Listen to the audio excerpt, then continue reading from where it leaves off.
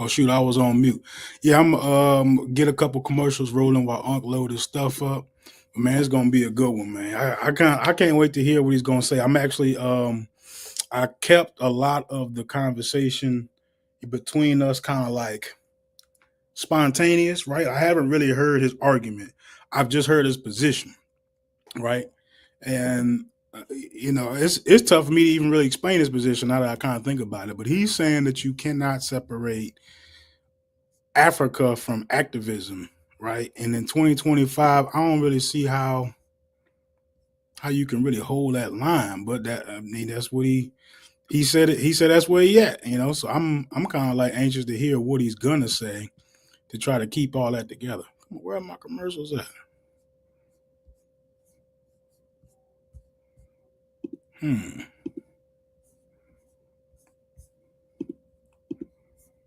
this thing is tripping. Okay, I'm having some technical difficulties right quick.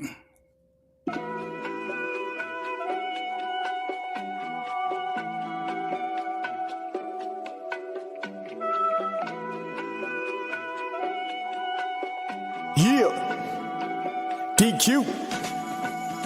Shit. Have you ever had a dream in the daytime? Had the same dream since the playground. If you made it come true, cause you stay down. Nigga, have you ever really thought about the limelight? In a room full of stars when you shine bright. I'ma make the right move when the time right. Alright. Nigga, have you ever had a dream during the daytime? Had the same dream since the playground. If you made it come true, cause you stay down. Nigga, have you ever really thought about the limelight? In the room full of stars when you shine bright. I'ma make the right move when the time right. Calculated every step, so I can't stand a hater out here hating on. Niggas out here making moves. See, I hand out the type of shit they waiting on. Yeah, so me and Unc, this how this started, right? Me and Unc will get together and have conversations about kind of like just about topics that's kind of going on, and of course, a lot of that stuff is pretty Egypt heavy, um, which is cool. I understand that that's like a big part of the conscious community and what goes on, but we also, we're kind of slanting into a little bit more of the political side, and the political side, not necessarily so much as for us to like become politicians necessarily, but I think when you look at the difference, at least the impact that people who are a little bit more politically centered in their process of fighting for the rights of African Americans in America, I think there's a huge gap between what those people were able to accomplish and what people who were a little bit more Afrocentric were able to accomplish, right? I think that that's where the cusp of the argument is, right? And if it weren't for these, I guess you would call them kind of like golden calves a little bit, right? Almost like untouchable figures that we have in these elders. It's kind of hard to see the value in that, right? It's like we valuing nostalgia or we valuing results at that point, right? You can be critical all you want as the route that they take, or maybe some of the things they had to go through to get it done in legislation, but they got stuff done, right? You can't, the hill that they were able to climb with the civil rights bill is like monumental, like that's like that's a big part of American history right there. The fact that we were able to come out of that and get the right to vote, have the right to participate in the national elections, in our local elections, it set us up for the potential to be a lot more self-serving in whatever our arguments were, right? You could go from just having complaints and being able to voice them in private to actually being able to put people in office who held your same view, right? You could participate in it that way. And I don't see, I kind of don't see where being African centered helps you do that. I don't even see how being African centered leads to that, right? I think it takes you in the other direction, right? What's up, Joel? Joel, so man, I know I'm not no FBA. Leave me out of that. Okay, you must be talking to somebody in the chat. But what's up, Joel? I see that's a pseudo killer in the building. I got Miss Lisa in here too, man. I'm glad y'all showed up. This is gonna be a good one. You know, y'all know Chief X was in there he was acting up last night, man. He had a good time. Actually, I think it was a really good show. We got the politics part of it out the way, and we started talking about the conscious community. And I think that's where he's a lot more grounded. He has a lot more history with the conscious community than he did with the politics. Right? He was able to navigate that conversation about the conscious community a lot better. And I wasn't really up there to necessarily give a whole bunch of pushback to what he said, but then when it got too crazy, especially with the politics part, I had to kind of ask him at least something. But I didn't want to hold the show up. I didn't want to make it about me. And Chief X was up here doing his thing, and he conjured up his arch nemesis a day early. That was his own doing. Nobody else kind of planned that or none of that. Like. Unc was just in the audience like everybody else, and Chief X he said what he said, man. So I've responded. So I'm sure that will come up at least once or twice in this conversation. But yeah, man, I kind of can't wait. Did y'all catch the show that we've been doing, the little pop-up live show that we did today? And we actually put that voice chat conversation as a live today. That was a live conversation that we were having. And man, if y'all don't know, we have like the best shows ever off of the camera, right? We're doing that behind the scenes, just like some stuff we just do every day. And by the time we get on the internet, a lot of times we done worked out almost all the stuff that we were wanting to say, right? We done said it 5 hours ago. So by the time, somebody finally pressed the button, everybody off work and we at home chilling, but we didn't got all the stuff off our chest. So it's kind of, you don't want to have that same conversation 2 times. The energy ain't going to be right. It's not going to it's not going to hit the same, so we've been kicking around back and forth, that genetic Charles Murray conversation. It won't go away for whatever reason. I guess we should be at the forefront of genetic policy. Policymakers out there. We need to introduce the Congress and the Senate to geneticists so they can be able to collaborate on making policies for us based on the variations in human populations. Look. Y'all take that however you want to. I know it doesn't sound, it don't sound coherent just yet, right? But that's why we need Fetty. Fetty put all that together and he put a little bow on it and he make it palatable. He break it down in a way that's digestible for people. I'm not gonna ruin that surprise because whenever it comes, probably be like next year sometime. Fetty will have a presentation for us and he'll walk us through why. He'll walk us through what he's saying, or whatever he's saying, or whatever he's saying that the expert is saying, or something like that, something of that nature, right? I'm trying to keep it clean, keep it political, because I want him to do the show. Don't get me wrong. I actually don't think Fetty's a bad guy. I just, whatever that is that he's caught up in, it's got a hold of him. Definitely does. And he needs to get that off his chest, right? So, for him getting it off his chest, I definitely support him doing that. Smart guy, wish him the best. I just think he's wrong on this particular conversation, but I can't discourage him. He might be on to something for all I know.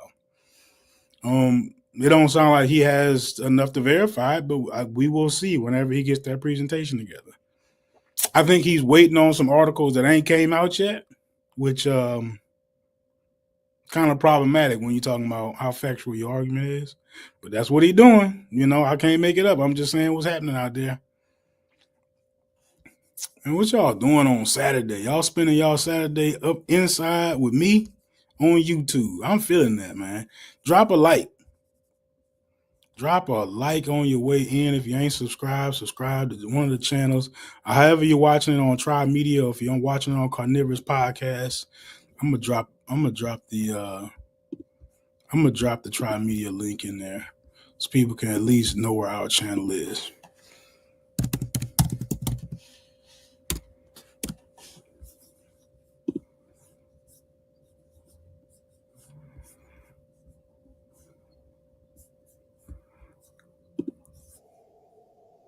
I think, and we reposted that show from last night too. If y'all haven't had a chance to watch that, that's definitely out there. We had to clean up just a little bit of it, but we left all the good stuff in there. I think it was a couple seconds where it got even too wild for Ra's al Ghul right there. You know what I'm saying? We were too extreme for the League of Assassins for a quick minute. We had to get that off the screen. Let's see. I'm gonna go ahead and drop that in there. There we go. There we go. No, that's the gram.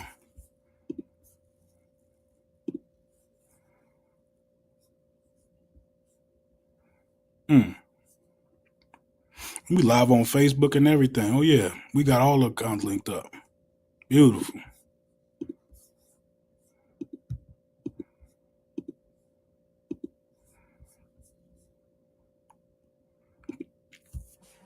What y'all think, man? What do y'all think? I strongly think that this is right where, as Unc would say, right where the rubber actually meets the road in all these conversations. You know what I'm saying? When we're talking about, do we prioritize effectiveness or we prioritize nostalgia, right? Do we sacrifice possible avenues or possible time, which is very, very, very, very important, because our time is on Earth is finite, right? Do we sacrifice that in order to attempt to keep ideas in the concept that don't really need to be there or really don't benefit the movement? That's right there, right? That's right where your blackology can get in your way. And I'd be surprised to hear Unc making a mistake like that, but you know, we're gonna see. I want to hear what he got to say whenever he get his behind up here.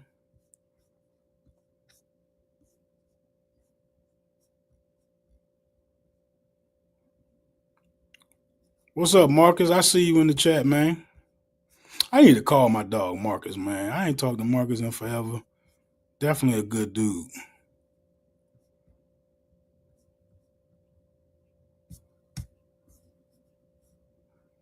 What am I talking about? Man, come on, Joel. I've been talking about this for 2 years now. At least the whole time I was in y'all Discord. I was constantly asking the question, right?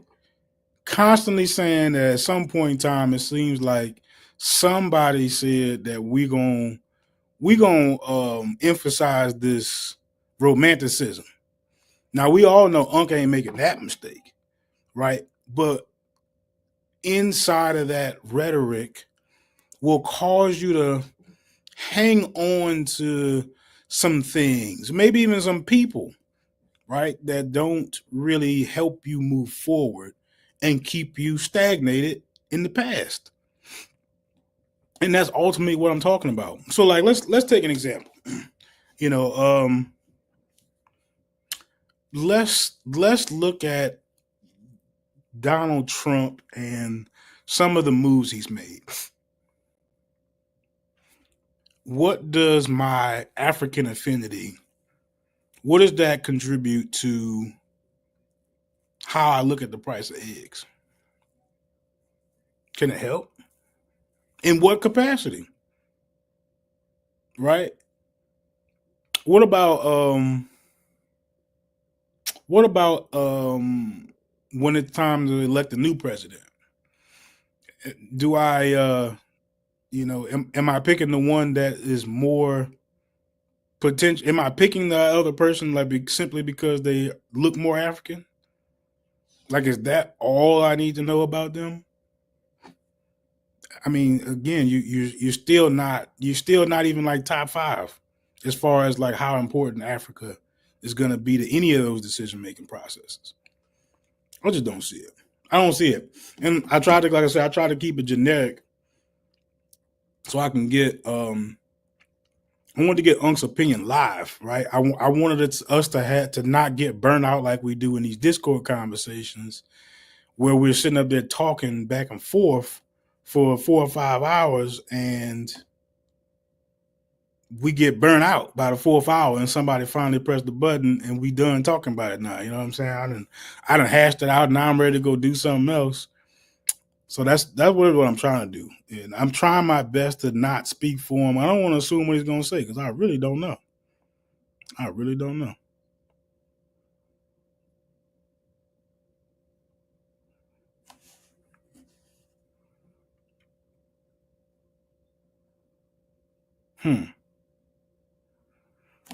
I don't know, y'all. Joel, I know you in the chat, man. What's going on with Cedric? He all right?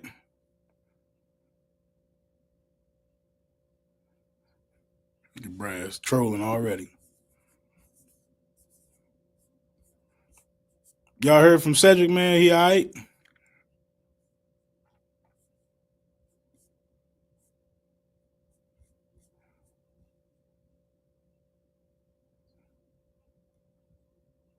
A pink moon tonight, huh? I don't know about no pink moon. What's up, brother?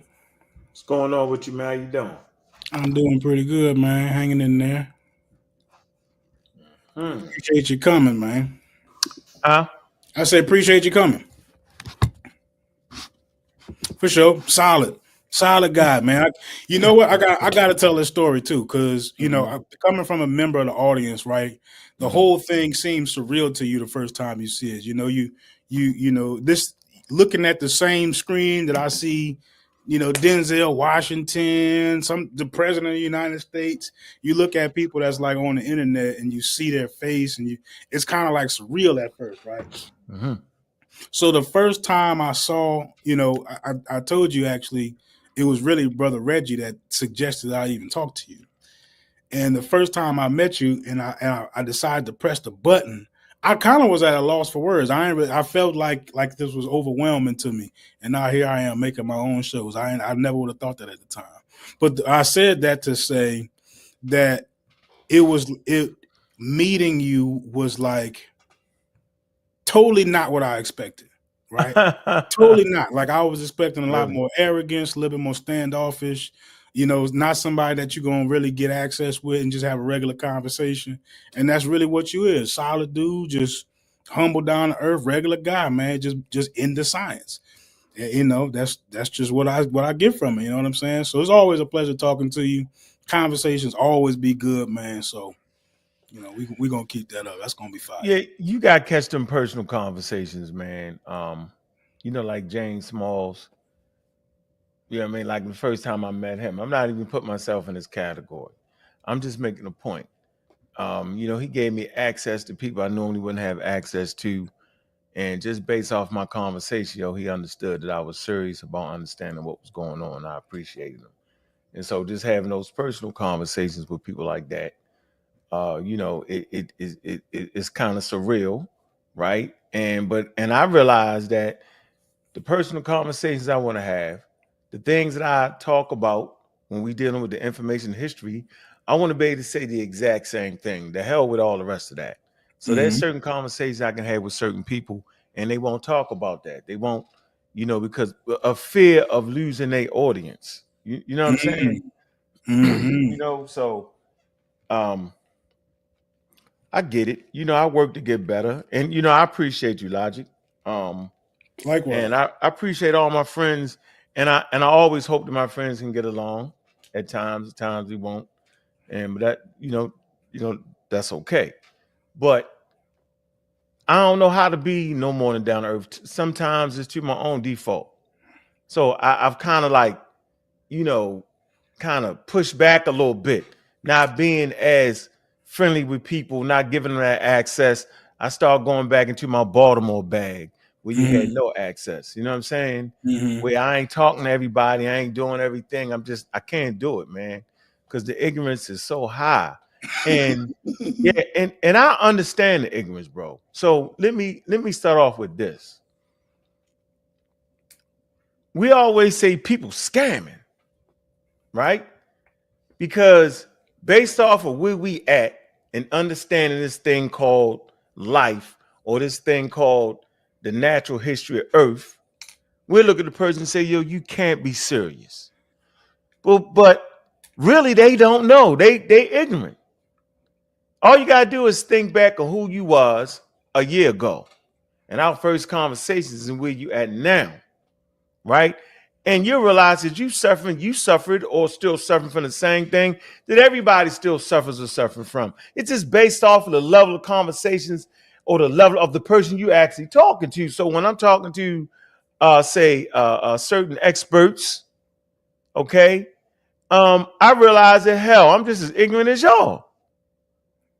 You know, like, damn, really? Right. Yeah, and then I realized, well, man, I know how to catch the hell up. Not be in a league, because there's a standard on earth, bro. And what I always wanted to promote was that standard. Okay. So the standard is it ain't free. That's your first thing. It's not free, bro. It costs money for Charles Darwin to circumnavigate the damn globe, bro. He didn't do it. It wasn't free. It wasn't a free venture. Right? It costs money for Napoleon and them to go to Egypt, to the Nile Valley, to bring a whole scientific expedition with them. It wasn't free. It costs money. Because when you get there, you got to have guns. You don't know who you're going to run into.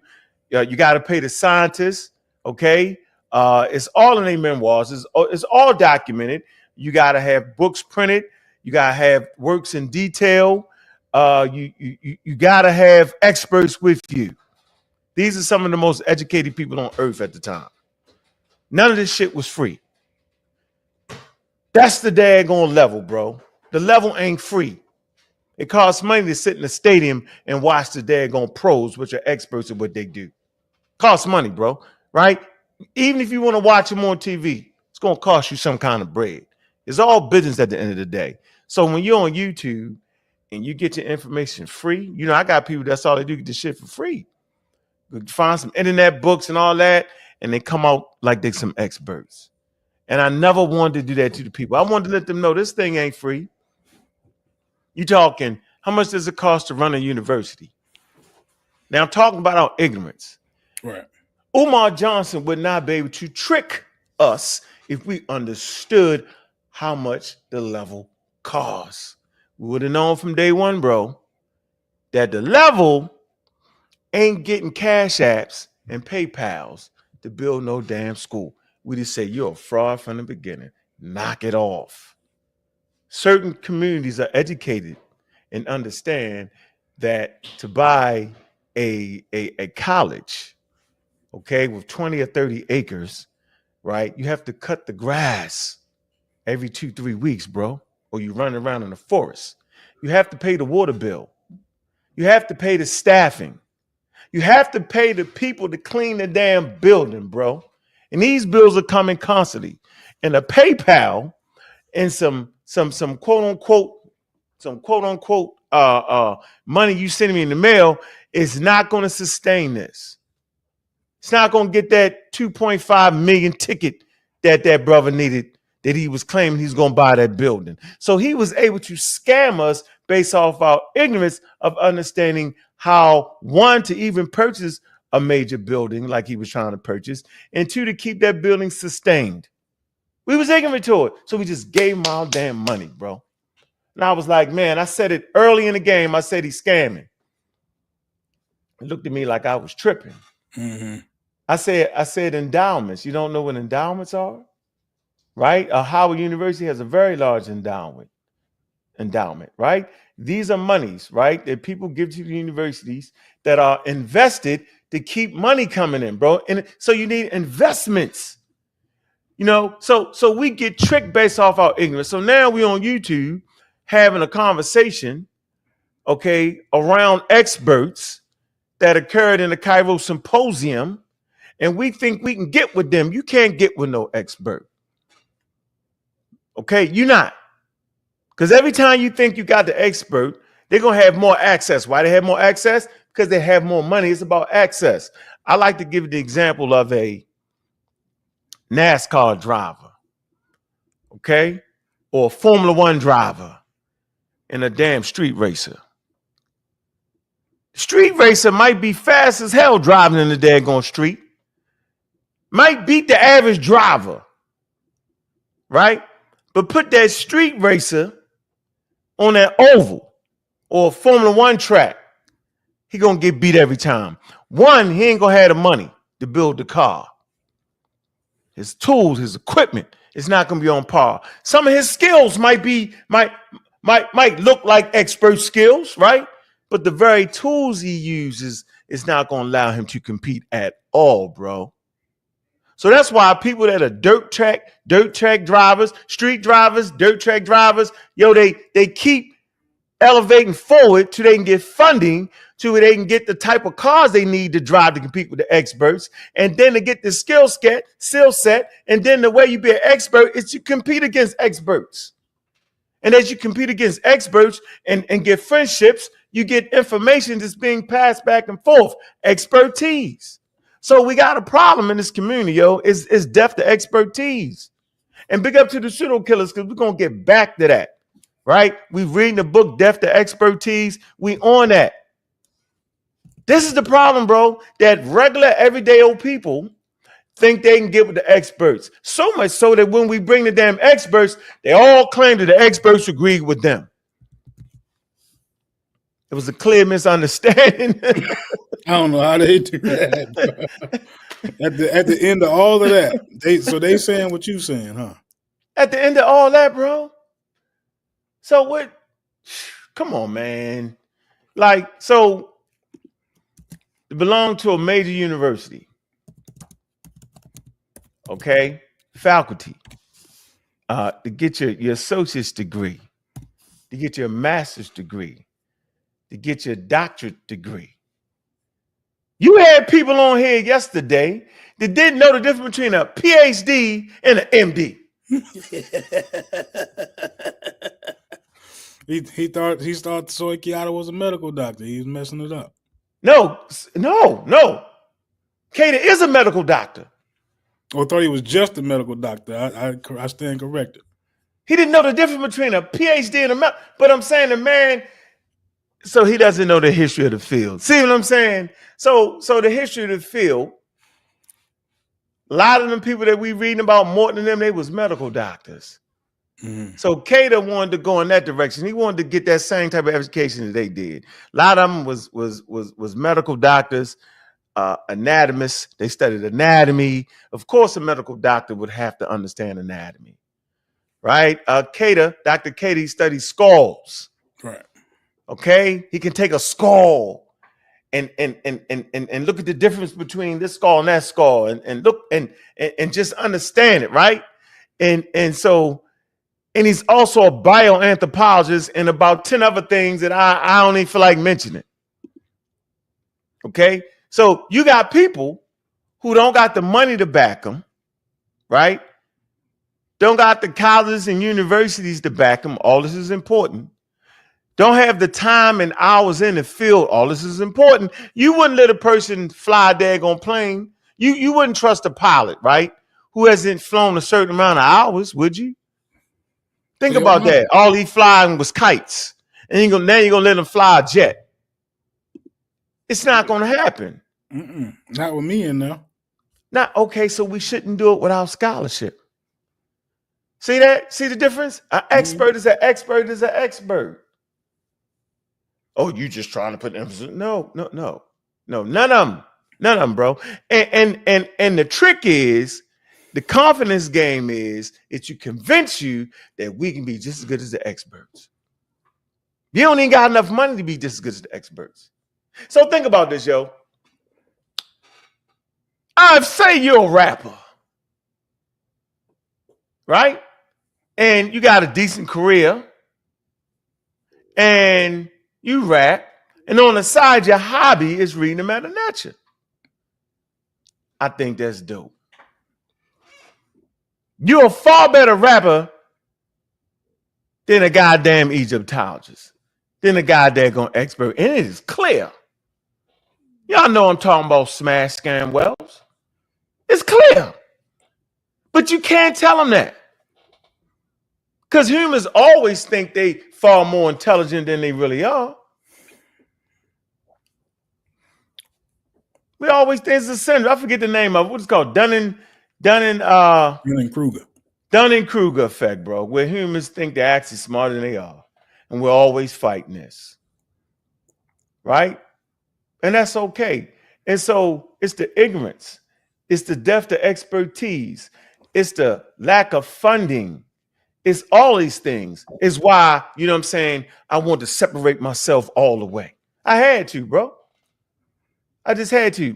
You got people that's actually high. Right? Now, I don't talk about people like I ain't right. I'm not. I'm just saying, yo, when you having a certain level of conversation, when you're in the middle of your research, why are you high?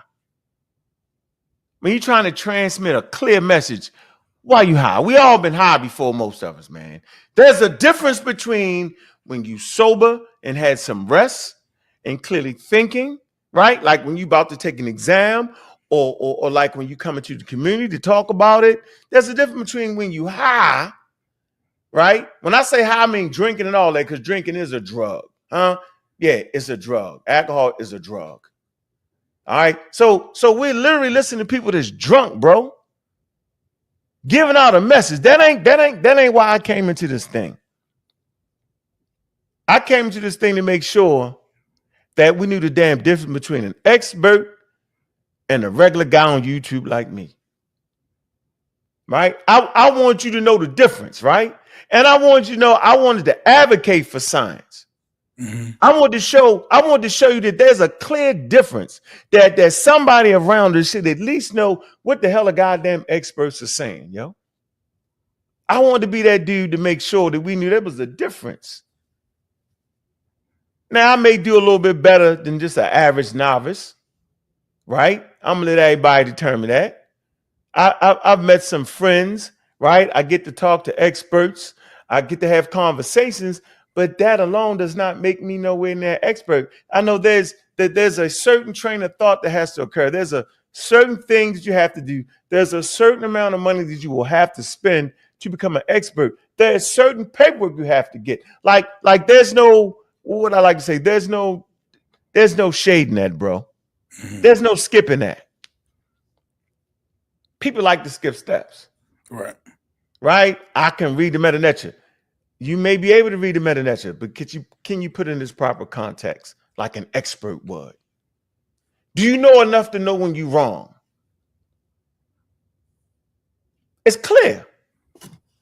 And since it's Dunning-Kruger all around this bitch, right? Most of us. Y'all up with the cousin. I said one word. Did I say one word? It was one, but I'm just saying. I think I can get one. Don't go crazy. Don't go crazy like the actual crazy guy. He actually got a little issue. I ain't gonna go there. That ain't you, yeah. No, I ain't gonna do that. I ain't even doing that no more. But there's a level to this thing we doing here, man. We sit there, we look at the experts, we looked at the Cairo Symposium where, you know, there were one third of the group, okay, were Africans. Some African Americans, right? I don't even think Walter Rodney, I think he was kind of editor, right? Mm-hmm. I don't even think they had no African. One, Walter Rodney, but the rest of them, they was continental Africans, right? And they wanted them to participate in telling the general history of Africa. But it wasn't all Africans. They just wanted to make it even. They wanted to make sure that our thing was heard. And nobody actually, you know, all that stuff people be talking about, right? Look, they didn't even pay attention to it. Hold on. And you know they didn't pay attention to it because the general, boy, I hate when people move my shit. Boy, they do that on a regular basis. Hold on, yo. Because if you look at the first daggone book, the first book is called Methodology, man. Hold on. Here you go. Look. See, the first book, it was called the General History. But it's methodology, yo. Who's that from? It's the general history of You mean Africa. like who wrote it? UNESCO. Okay. Methodology, bro. What we talk? All this shit I'm talking about.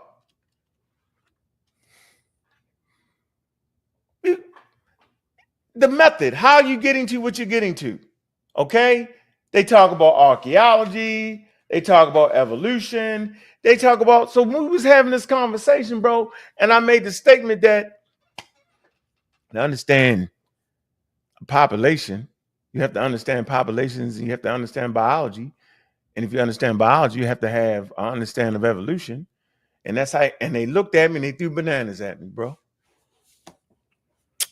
They kind of have to though. They don't really have nothing once you kind of take that stuff away from them. And I think so. This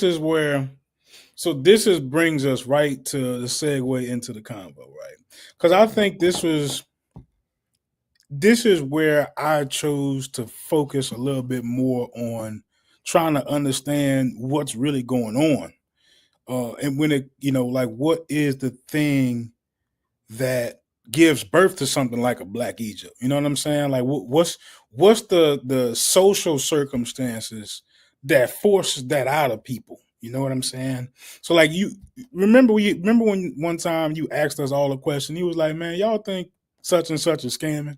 We went all the way around the room and everybody said, no, I don't think so. And at the time, I'm really sold because I don't see, I was sold that it was because I don't see how you can go through this process of teaching and learning for 5+ years and never run across a question that causes you to challenge some of your preconceived notions, right? You have not moved from your preconceived notion before you started studying till 10 years. Like you ain't learned nothing about your position or nothing new about your position from the time you knew absolutely nothing all the way till you can read what it actually says. To me, that's problematic. That's huge problematic. But I feel like there's got to be something there that the person feels like I Give me am an example. getting. Huh? Give me an example of the person, because knowing what who the person you're talking about is important. Because a lot of times these ideas we hear, right? We not seeing them in real time. We seeing them in the 80s. Well, I'm talking about Smash, right? We were having a conversation about if Smash is a scammer. And at the time, I was actually sold that he would have to be, and I just explained why, right? And I said that because you can't go that long from not reading the language, having a preconceived notion that they're already Black, to now reading the language, understanding a little bit more about the culture, and your position has not moved 1 inch from both of the extremes. So now you know, and before when you did, you still got the same opinion that you didn't, like as you did when you didn't know nothing.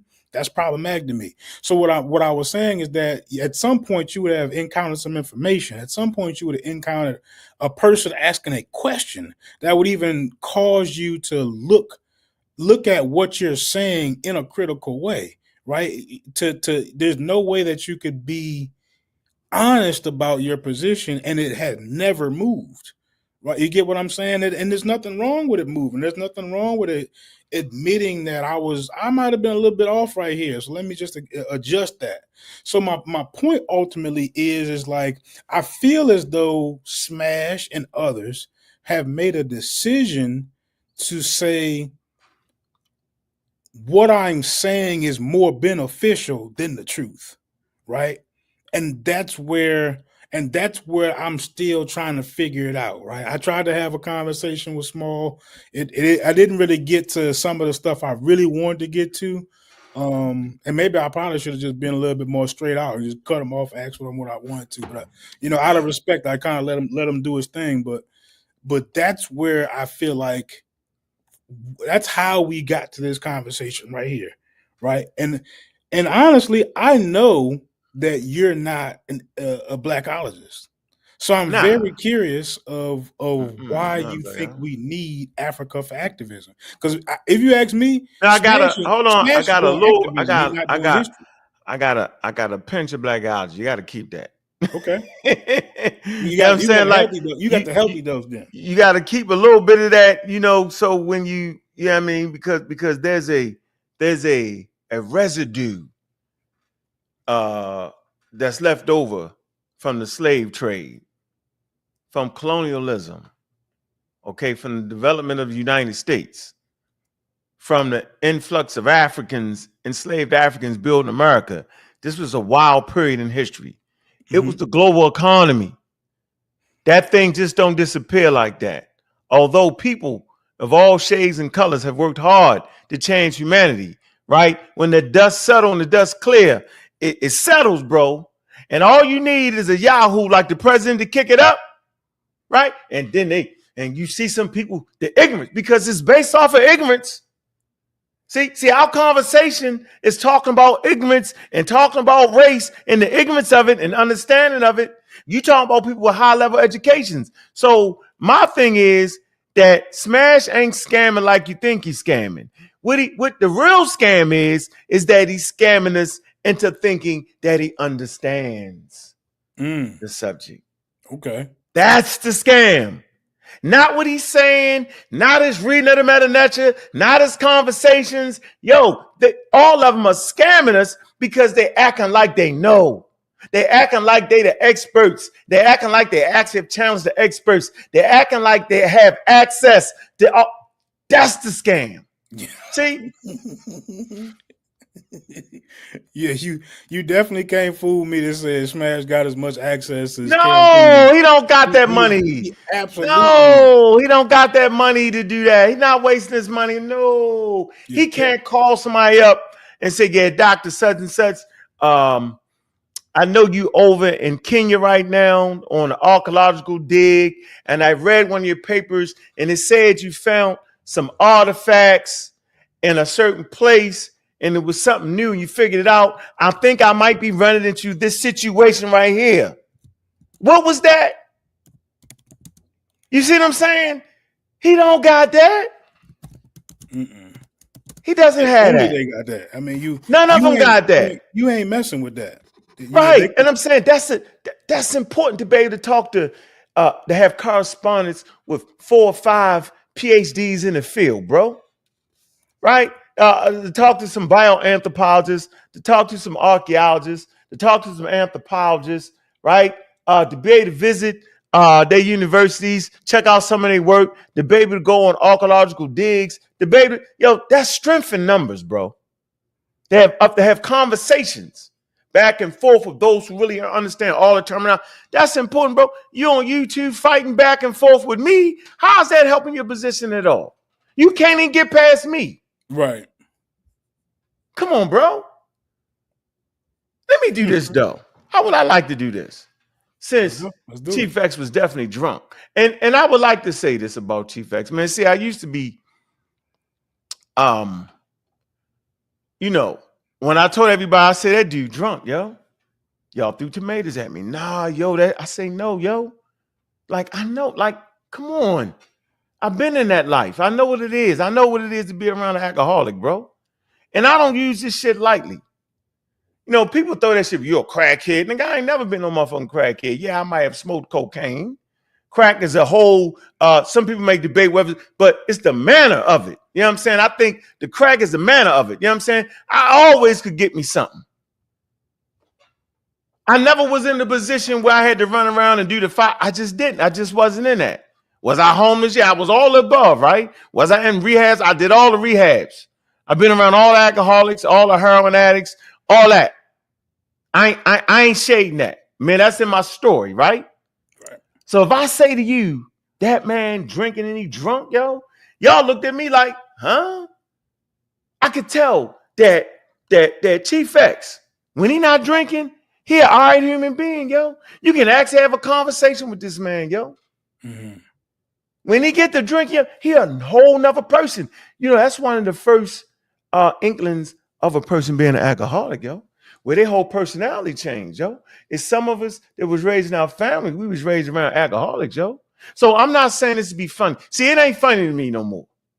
Y'all think that shit funny. Y'all take advantage of that, man. You can always take advantage of a drunk person. Y'all doing that. Not me. I don't think it's funny. Yeah, like this man is really struggling right now. And when I came on the show yesterday, I said, yo, so he said, yeah, yo, you used to smoke crack. I saying you doing no more, but yeah, okay, bro. I said, but you're substituting right now. Do y'all know what substituting is? You switching vices. When a person have a habit, right? And now they do other things. Like, so if you say if cocaine was your drug of choice, all right, and now all of a sudden you stop the cocaine usage, okay, and then you all of a sudden you pick up drinking and smoking weed, but you do it at a level where it affects who you are as a person. We will call that substituting. Y'all can look that up, right? And so my point is, this man is in trouble. All right. And I don't think it's funny to bring a person on and take advantage of them being drunk. Do you know if it's 9 o'clock on the East Coast, it's 6 o'clock on the West Coast? Yes, I do. So you know this man was drunk at 6 o'clock in his house. Yo, imagine being now if you had a wedding and it's 6 o'clock and you toasty. But if you drunk in a bar during lunchtime, yo, that's a problem. If it's 6 o'clock and you in your house and you drunk, that's a problem. This man is reaching out for help, yo.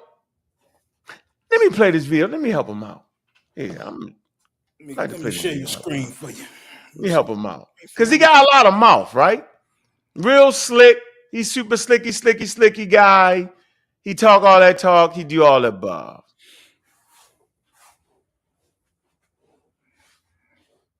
In time, you will know what it's like to lose, to feel so desperately that you're right, yet to fail all the same. Dread it, run from it. Destiny still arrives. Fun isn't something one considers when balancing the universe.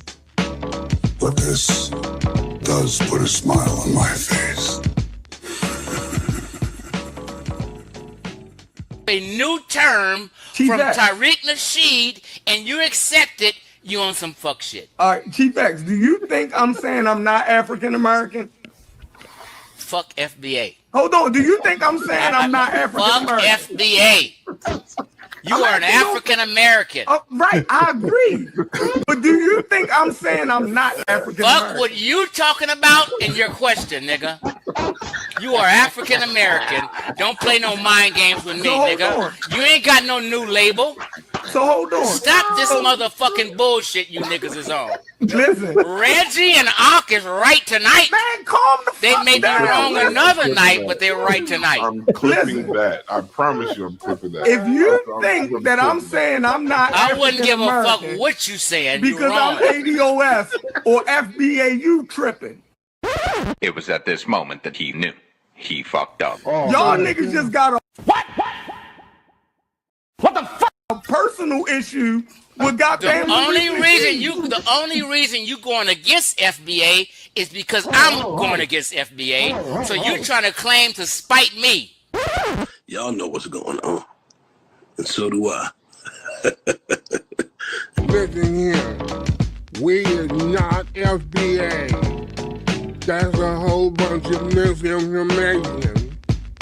Damn it, we is Chickasaw. You hear me?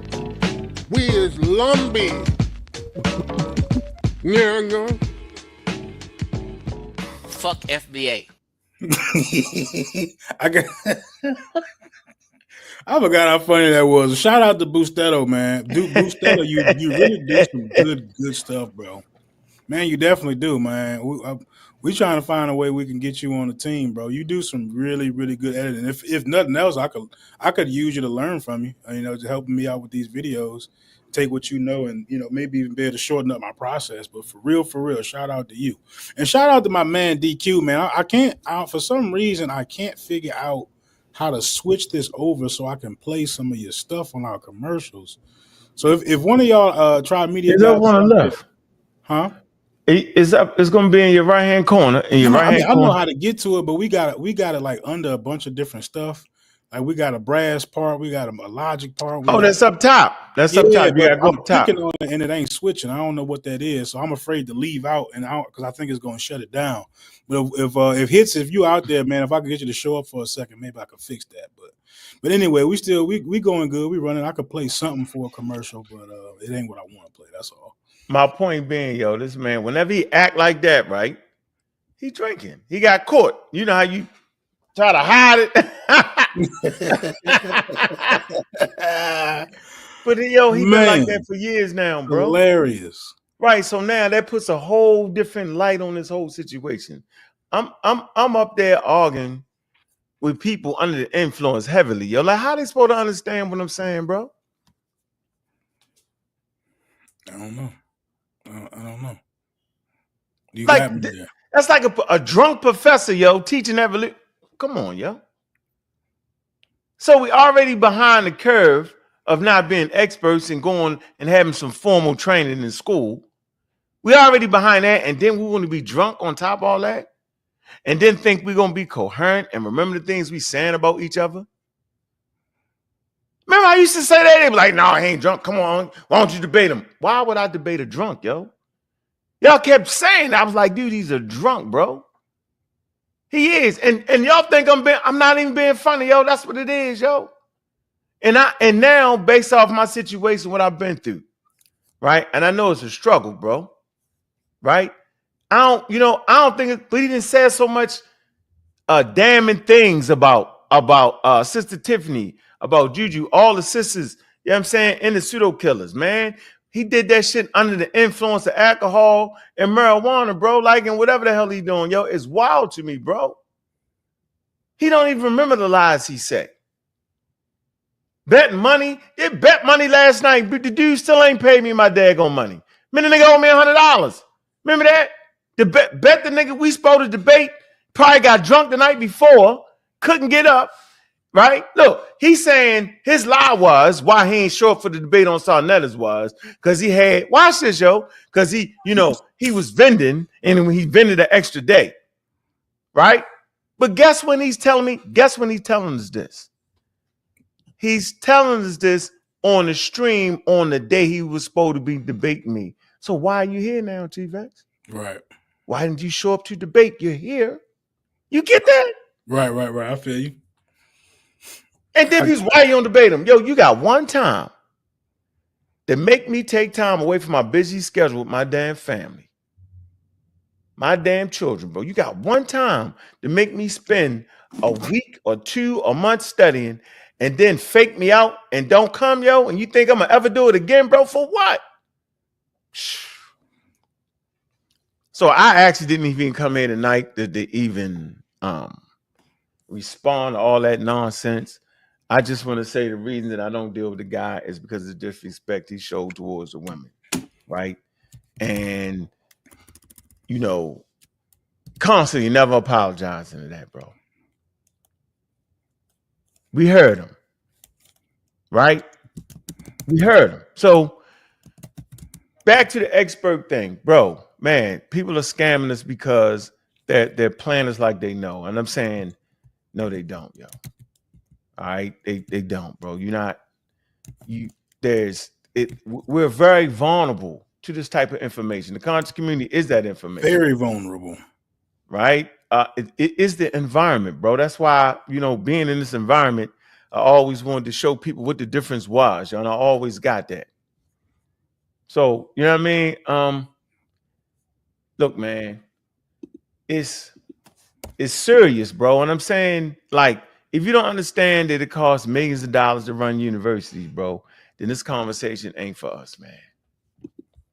Right. You get it? I definitely get it, man. It's really not even close. You know, when you put it in perspective. Oh my gosh. So when you put it in perspective, of kind of like what we saw last night. Can I jump in the chat? I like to jump in the chat sometime, do your right? thing, man. Look, Facts Over Personality. He said I got timed out for down talking about cash app beggars. Like, so let me see. We live in a world in America, right, where people get paid for doing exactly what we're doing. Mm-hmm. Right? I don't want to let out nobody's business, right? I don't let nobody business, right? But, you know, people can get paid for interviews, which is par for the course. Okay? I know. All right? And you hitting somebody Cash App is showing you appreciation for them. I would surely give a Cash App to people who I feel like is giving some good information, man. I do it. I appreciate that for their time because they could be somewhere else, bro. So the name's Maya Cash App beggar. That mean you ain't got no money. Like that mean you don't got it to give. That mean that you hating at that point. Like why would you care? Why would you care if a person asks, drop their Cash App, whatever, however they do it, right? And giving out information that their audience like. So why you think somebody need to be on here just for free? It's very amazing, and it shows the level at times that us as African Americans can be, right? So other communities, okay, they understand the value of donating, bro. Philanthropy, they understand the value of that, right? They understand the value of donating their time, volunteering their time. I made my kids volunteer. You had to in my house. We had to volunteer. All right. It's a value in that. It's a value in going to other places in the world and helping out the people. It's value in that. It's value in helping out your own community, going to your community, whether you hand out money, hand out cigarettes, hand out take. You know what I'm saying? I got tapes of me in the shelter, in the homeless spots, giving out money, bro. You feel me? That I collected from the community. That's important. So to say people be begging for, that's crazy to me, bro. Like, I don't understand that. You know what I'm saying? Like, Facts Over, I don't understand that, bro. I don't get your logic in that, bro. What all you gotta do is don't give it, don't hit the Cash App, bro. Yeah, I don't know who Facts Fixing is. Right, I tried to calm you down a little bit, man, because honestly, I don't think it's disrespectful at all for him to be asking for Cash Apps, right? As you know, this is time away from his family. You know what I'm saying? It's Saturday night. We could be doing anything. You know, the man. I guess he's kind enough to come have a conversation with me, and you know, help entertain the masses with me. So, you know, why would I not support him? You know what I'm saying? I don't really get the thing. Like, it's almost like you want all the man time to be free. His time don't belong to you, don't belong to me, right? He getting it to me right now, you know. So yeah, I ain't got it. I don't know what he talking about. I don't know what he talking about either, right? I don't have no problem with the man, you know, getting some money off of the time he spent reading books, the time he spent on YouTubes.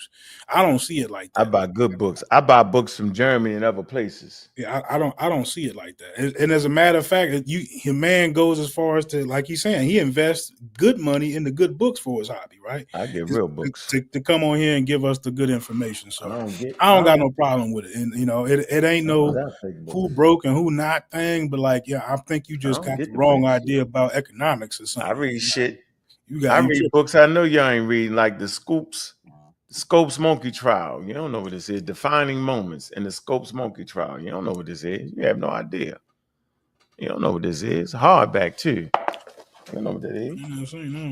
I always whip out the German collection. I got about 10 books from Germany. I always whip out the German collection. Right? A lot of books from Germany.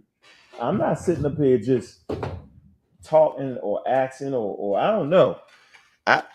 Man, I don't know, bro. Like, I'm talking about Morton and all them, bro. Mm-hmm. Samuel Morton and all them, bro.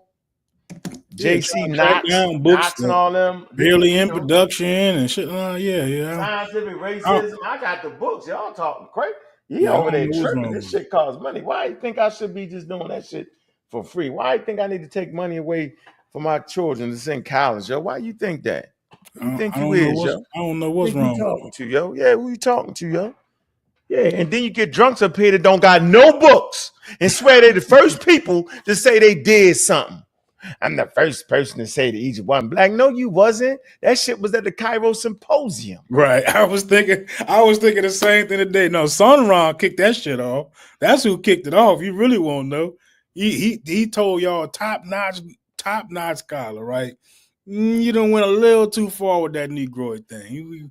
You going a little bit too far with that. You know, we're gonna look into some of the rest of this stuff, you know, ongoing topic. But as far as that Negroid thing, you're going a little bit too far. So yeah, if anybody kicked it off, it'd have been Sonoran in 74. So yeah, and these books in German, some of them have English and German in the book. All right, that's how they don't make them. For y'all that don't know, big up to Chilembe. I see you, Brass. Big up to you, Chilembe, man. Love, man. Honored pseudo killer official, man. Brother, do tight work, yo. Yeah, I mean, we keep the gloves on. Excellent. Excellent source material. How y'all got that thing? How y'all got that thing started? I don't think I want to hear your story. You know, on wax. How and why did that get started? Which one? With the pseudo killers? The pseudo killers, right? So this is coming off the back end of the Armin Rock Squad, right?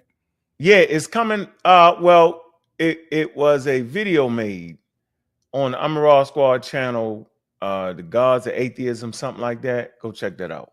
Armin Rock Squad Media. And for the first time, Sinjetti being funny, he wouldn't give me the link. He's supposed to do the show. Now I'm the bona fide real black atheist. Yo, how you gonna have a show on atheism and don't include me? So that was the first show of disrespect because I had never done that to none of them. Right? I don't care what I'm talking about. I'm dropping the link. Let's get it in. Right. They wouldn't let me on. I was like, oh, that's real religious right there. That's real godly of them. Right? I was like, I was offended. Yo, you should never offend a person. I'm like, I'm offended with that. Right? So I ain't get on there. So I say, all right, I see where this is going. I'm really the good guy, dog. I'm the nice guy, yo. I don't say nothing about that pseudo shit they was saying, right? Trying to be an expert. I let that go, right? I let that go in the face of when I shouldn't let that go. You know what I'm saying? I was like, you know what? I know that this ain't what the experts is saying, but I'm gonna give you, maybe you can get there, right? So I had this idea. Now see, there was some things that Chief X said that was correct, right? So as I'm building the Amaral Squad platform, me and Gozy, Asar and everybody else, right? You know, I wanted to build a standard where we would have a chance to challenge experts, right? But even that right there showed my inability to really recognize and understand what experts really was. But it was a damn good start though, Logic. Right? It was a damn good start, right? So with a lot of mistakes, bro. Okay. So when I said them things, I really thought that thing to be true. I really thought that we could do that. But as I got deep into it, Logic, as I learned more, I was like, nah, we gotta get the paperwork. So I was thinking maybe we would get the paperwork behind that. You get my point? You can't challenge an expert, yo, if you ain't got the paperwork behind that. You're gonna need some paperwork behind that because it's just they're gonna ignore. You could be fucking right. You're just gonna get ignored out the door. Nobody's doing that. They're not gonna come all the way down. You got to show them that you can at least make the G League. Yep. Right? You know what I'm saying? You know what I'm saying? Like they say in the NBA, yo, a person that never played a game that made an NBA team and been on that team for years will come off that team after they retire and beat the shit out of every street ball there is, or beat the brakes off of them. We seen it happen as the white. I forget it. The pros against the joke. You see the white boy. He was on. I was just about to say it. Scalabrini. That was one of the coolest quotes ever. One of the coolest quotes ever. The man said, "Yeah, we know LeBron is the best, right? and we know I can't beat LeBron, but I'm a lot closer to LeBron than you are, right? And he's absolutely right.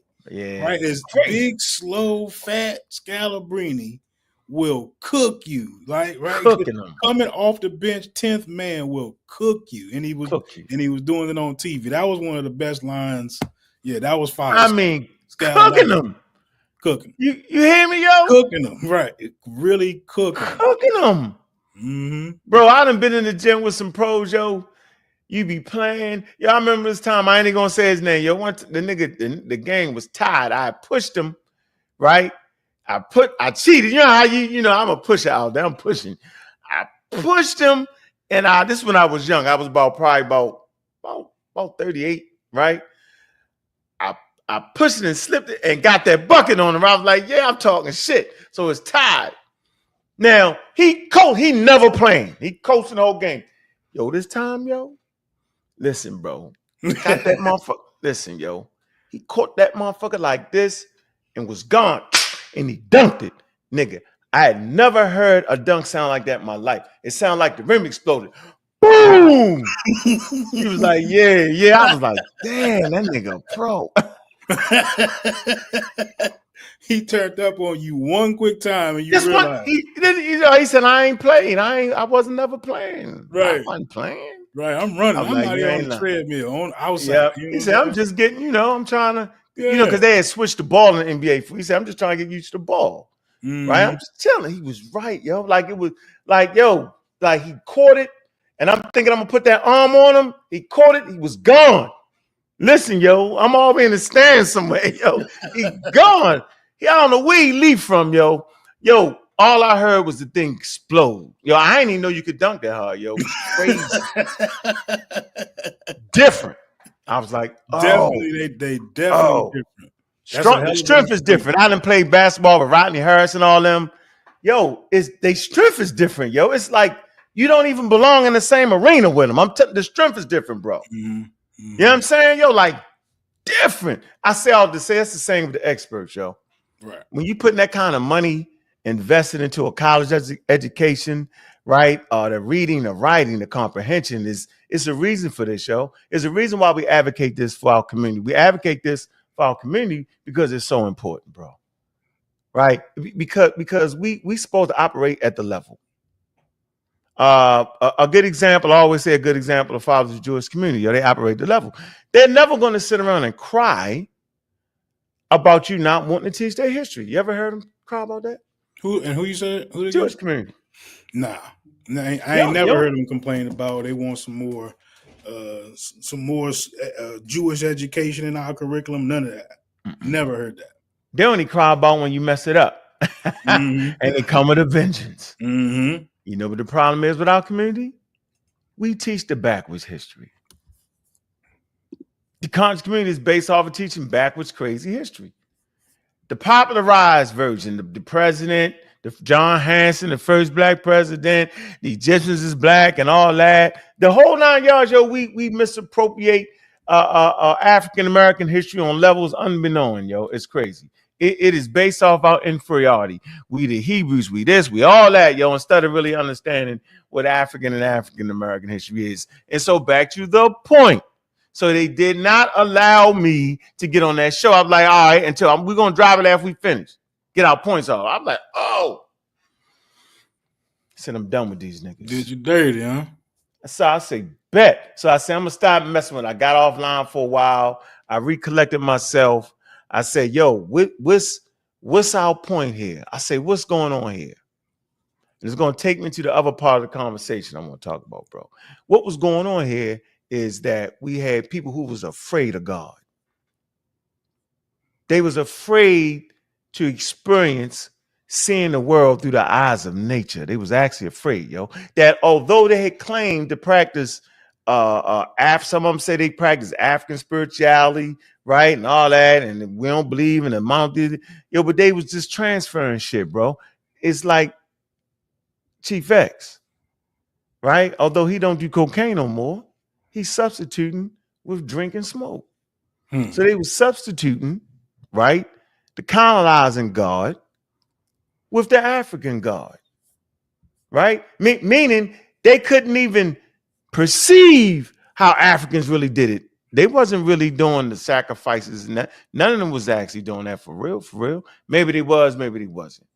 But they couldn't do it to the point where they could just leave me the hell alone. See, really, you supposed to let me be the atheist, right? Don't worry about what the crowd is saying because you know what you is, right? Mm-hmm. That was the friction, bro. Right? That was the friction. It ended up being the believers and the non-believers. You feel me?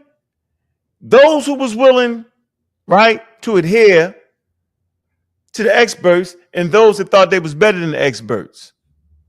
That shit split right down the middle. The funny part about it was the young guys, like Ngozi, like Team Osiris, right? They was able to go. They was like, come on, yo, these niggas is scant, yo. They not that. Like, come on, yo. Because I'm not just turning away from my peoples like that, right? I'm going to fight as long as I can fight. I'm going to try to get I know it's an issue when the older and the younger is fighting, yo. It shouldn't be that. I always felt like I could bring it together and we could work out our differences, yo. You know what I'm saying? I thought I could do that. Mm-hmm. But at the end, yo, either you can go or you can't. If you realize how serious it is being an expert or you don't, bro. So I get away for a minute, I chill, and Vance got in contact with me. He was like, yo, what's up? Explain who he was, right? He said, I got a little podcast. And I was like, yeah, let me check it out. I'm like, oh, this young nigga right here doing his thing. All right, doing his thing. And so I did a couple podcasts with him, had some fun. We was talking about physics, the space, I was like, damn, I'm sitting here, yo. I say I'm vibing with this dude, man. This young nigga got me going. I was like, yeah. I said, let me call up my man, Kent. Kent always fuck with. I said, let me call him up. Right? Warrior, soldier, however you want to say, loyal dude to the end. Called him up. I said, yo, let's, you down? Yo, let's do something. Let's do some pseudo killing. Yo, let's, you know what I mean? I said, start a group. Let's do like that. Vance. And so that's where it started from, yo. Then y'all know the story, man. Everybody came in. Yep. And that rule was, nigga, for real, the rule was, I'm going to say it was, they relaxed the rule. And then whenever you relax the rule, this shit going to fuck up. The rule was you had to be a damn atheist. Because I knew the religious shit is what got in the way the last round. Okay. That makes sense. See? So look, okay. So hold on, let's finish. So at least we got the majority atheists and some people that are agnostic. Am I saying that right? How you say it? Agnostic. Agnostic. Yeah. Right? So yeah. It's right there, either or. And then you got Christian, no Christian. That's my man, Christian, no Christian. That's my man too. I definitely. You got some good people over there. Absolutely. Yeah, some good people. I always had good people. Good, but that's how I start. Let me run one of these commercials right quick. We're going to get right back to it. Quamboy EP by DQ Hampton. From Waco to the world, Quamboy EP is the raw, unapologetic soundtrack of a country boy turned city king. DQ Hampton blends Southern grit with East Coast wit, delivering a project that reflects his hustle, his risks, and his relentless ambition. This EP isn't just music, it's a statement. With hard-hitting beats, intricate wordplay, and a vibe that moves from smoked-out introspection to high-energy motivation.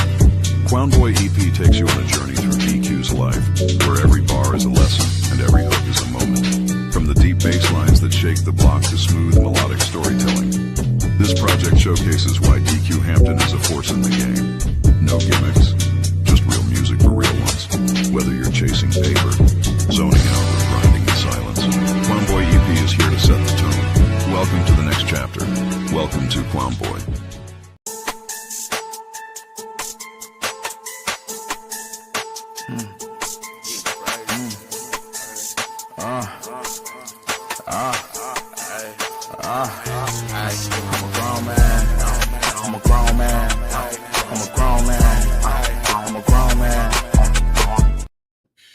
Crazy talented, man. Crazy talented.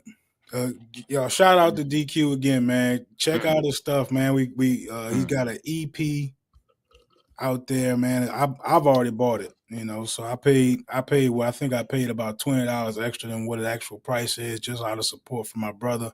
man. But go ahead, check that out, man. That album right there actually's got at least a good 8 songs on it that I already am familiar with that I like, right? Like cold, like man, super duper cold, bro. So anyway, let's get back to it, man. Moving right along. So that's how we start that pseudo killers, though, yo. Just being based off of those who just don't actually believe, yo, or don't know one way or the it was goddamn other. necessary, right? That at the time, especially with the climate, and you got all the crazies at Sinetta and all of that stuff. That was a good thing. I think that you moved the community little by little into a very good space, right? Mm-hmm. And me personally, I'm not doing it because I want credit, right? But I think that I want to have at least a fingerprint in the community moving in the right direction. Moving in and what I mean by right direction, moving away from having these conversations in an unhealthy way. I think it's unhealthy for an Egyptomaniac and an FBA guy to sit there and have a conversation about what do we do? How do we move forward? Because nothing in their paradigm really gives them the tools to move forward. You know what I'm saying? Like there's nothing in there. You're both and I guess I just gotta say it like this. Like y'all both pretending to be something anyway, right? You're not really standing on nothing tangible. So when it comes to like real issues and real world problems, like you're really used to running away from them. Like you have a real world escape that you use. It's almost the exact opposite. So and that's really why I thought it was so interesting the way you answered that question, because you actually said that you can't remove Africa from activism. Because that's what I think Smash is having problems with, right? Now that you can or you can. You said that you can't. Yeah, you how? Because you get active when you start to realize that you come from Africa, yo. That's the active first. To do what?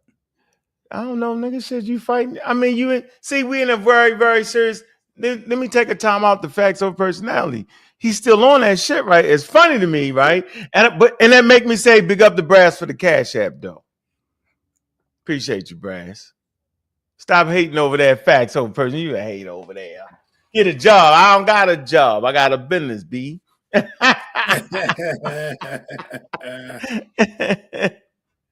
Yeah, although the last 3-4 years I have been working a job though in the field that I deal with. Okay, I always have my things on the side. Right? Mm-hmm. But there was something my mother asked me to do, and I took care of that. Right? So I'm back to the full swing. You know what I mean? But I spent put it this way, Liza. I spent more time with my own business than I did on somebody else's thing, yo. Simple as that. As a youngster, yo, I may have worked one summer, maybe 2, right? I always sold some weed then, right? And so then had barbershops, sub shops, feel me? Janitorial companies, you feel me? So, I say this that when my mother got me out of the hood. And by the time I was 13, we had moved to a Jewish community, and my first real conversation around business was with a Jewish person that owned a breakfast spot, and he said, "Yo," explain it to us. He said, "Yo, always write the checks, yo. Don't let somebody write you a check. Be the one to be in control of the money, yo." And his son played on our football team, which we won the championship with. Ben, what's up, Ben? And you know what I'm saying? So, we always used to go to Pinky's restaurant, yo, and deal with with business. So it was a Jewish person that really had great conversations around business, with us. Right. And we took that. And as we did, yo, we always had enough sense to have some type of businesses around us, yo. So, I applaud the entrepreneurs and the people that start businesses. I applaud them, and I also applaud people who work jobs, yo. Having a business and getting rich, you know what I mean? There's more than one way to get rich in America. You can get rich through a business, right? You can get rich through working a job. It is what it is. It's whatever we choose to do. Everybody can have their business, man. Yeah, you know what I mean? So it is what it is, bro. And we're gonna be at that Malcolm X festival too. Huh? We're gonna be at that Malcolm X festival next month. I believe it's on the 20th in Atlanta. Yo, we're gonna be selling them shoes. We're selling them. That's what we're gonna be doing, getting that money. And my son gonna be there. You know what I mean? I'm making him. I want him to know what it feel like to get some money. You know what I'm saying? Hell yeah. What you going up there with Reggie? Huh? I say, what you going up there with Reggie? It's in Atlanta. Oh, it's in Atlanta. That's. I thought that was the thing that Reggie do every year. But anyway, no, that's Malcolm X. But go ahead, get to the point. You trying to get to the point. You asked a question about can't remove Africa from the activism. Yeah, that's what the people came for, man. I've been hyping it up all week, and my mind is blown. Every time I try to think about how you gonna do it, I have no idea. I talk to you all the time, and I have no idea how you gonna put this together. So what are you thinking when you say that? Because, let me tell you what I'm thinking. I told you what it meant to get active. To get active, right? And the community is to go past the inferiority complex about never having a history, bro. Point blank. Because a slave is a person that has been erased from their past. That's why you're a slave. Through physical labor and mental struggle, bro. Mentally, they erase you. They change your name. Your name is a snapshot into your history. Yo. So if you change your name, right, they had a meaning that tied you to geography and geography and social structures, and you took that away from me. Now you give me a name that's tied to your social structure. That ties into the plantation.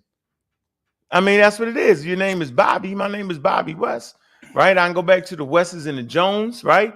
I can go all the way back to the daggone plantation, where the Jones plantation. I did my history. So my name ties me back to the plantation. I ain't tripping. See, now I ain't tripping, right? Because I ain't tripping. But that's why people change their names, yo, because they want to tie themselves to a history. You say, why they tie back to Egypt? Because it's a classical civilization, bro. And see, that's what your drunk whatchamacallit couldn't get right. He dogged out Aztec. But Aztec is the classical, it was association. What is the association of classical African civilization, bro? Which does not include West Africa. Yes, I do understand West Africa is not a classical African civilization. That's why they wouldn't talk about West Africa. But they do. But it's not you got to know but the man don't even know what a classical civilization is. Greece, Rome, Egypt, they're considered classical civilizations. Mm-hmm. And when you're drunk, though, yo, you think you're cracking a good joke. Why don't they talk about West Africa? Because they do. I know I started a whole group called the Masi. Study of West Africa. Right. So, you know what? My problem with Aztec wouldn't be anything nearly what he's saying, right? My problem with the Aztec is that they still are using stuff like calling the ancient Egyptians their elders, right? They still are saying that they are black people, right? They still with we're basically trying with to the shit. That's what I'm trying not to say. They're still with the old shit. That's what it really is, right? Not all of them. With that. Not all of them, but enough of them. You right? Yeah, you right. I mean, but that's my problem with them. Yeah, no. Talk about whatever part of Africa they want to. No, I'm with you. Yeah, but okay. So as African Americans, man, we just have a problem. And it's part of our struggle, though, bro. Our struggle was to get back to our history, right? Mm-hmm. And when we run into the continent of Africa, yo, we see a bunch of white people calling the Egyptians white, yo. That gets you hot.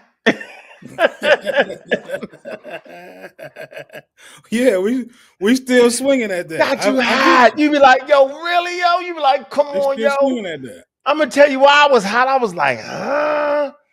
How? Right? Like they ain't white people. So you saying they ain't white people, yo, they black people. Okay, so listen, that's a non-scholarly answer on what I know my reaction was when I transitioned from the Bible, right? When you read the Bible, listen, yo, you getting honest, yo, right? And I'm staying to your question. I ain't gonna do you long like My man Smalls, I ain't gonna do it, yo. I'm gonna make. I swear, I'm just gonna say it, yo. When you read the Bible, somebody pull your coattail and say, "Yo, Noah had 3 sons, Shem, Ham, and Japheth." Right? And the Bible say Shem is the Semitic people, Japheth is the white people, and Ham. The word Ham means burnt black. Ham is the black people, yo, the Africans, and the Egyptians come out of the line of Ham. You get it? Mm-hmm. So it's really a biblical perspective, dog. This is what I'm saying. To say the Egyptians is black is really a biblical perspective. They don't say the word black, but they say Ham. And then Ham, if you read the Bible, that Ham went into Africa and populated Africa. You get it? So Ham is the ones that with the and the line of Ham is who? Cush, right? Yeah. Egyptians. Who was the mighty hunter? And the mighty hunter, Nimrod. Okay. They was the mighty builders in the Bible. So the Hamites was the mighty builders. They built mighty civilizations. You get that, right? All right. So okay. Shit, we Ham. Right. That's our first. You want to be a part of your it is a part of African greatness now. There's no doubt about. But it's tied to God, though. Hold on, I'm at the point where it's tied to God, though. It's tied to God. You confused me. Nigga, because Noah is a Hebrew story.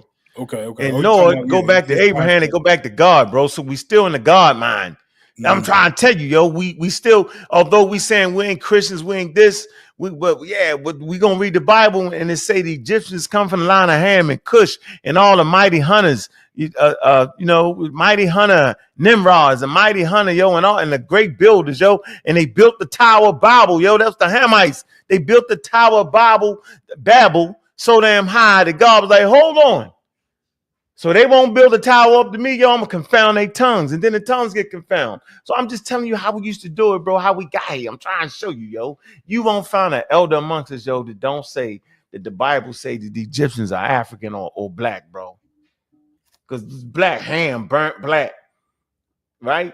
That's what we got to start from. And this is the group that was fighting against our ignorance of our history, bro.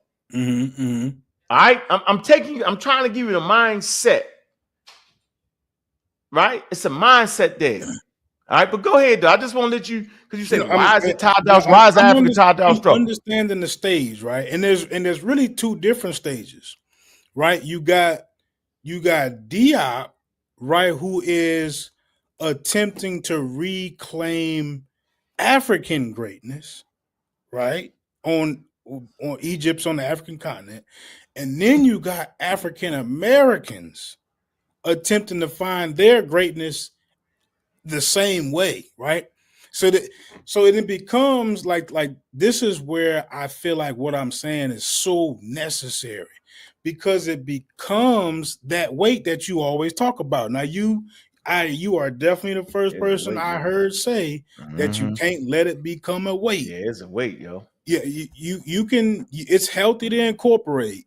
Me personally, I feel like there's a lot less there to reconstruct, to call it reconstructing, but that's me, right? I'm not necessarily one of those people that feel like my African affinity is a big part of my identity. I think it's a part of my genetic makeup, but as far as like culturally or like my personal identity, I don't think that what I do is very African at all. But that's me personally. So the reason why I thought this was a good conversation to bring live, first off, I wanted to hear how you was going to put it together.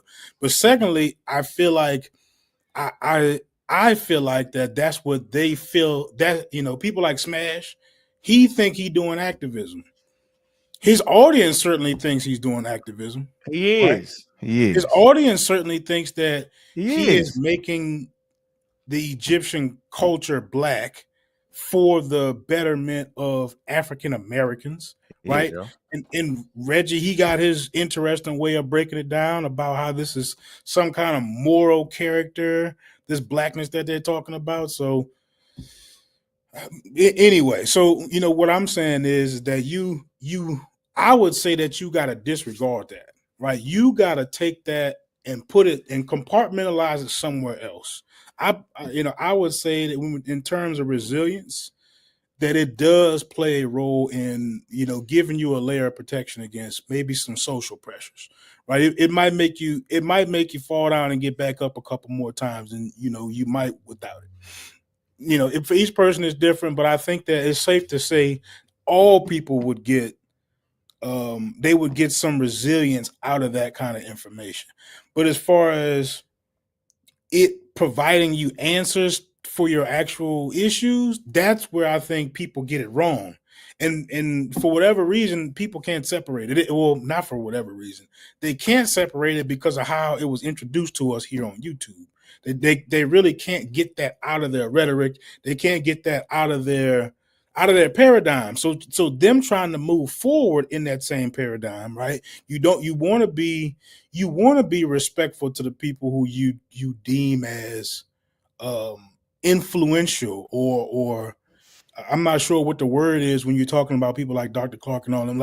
Yes, they play a role. Don't get me wrong.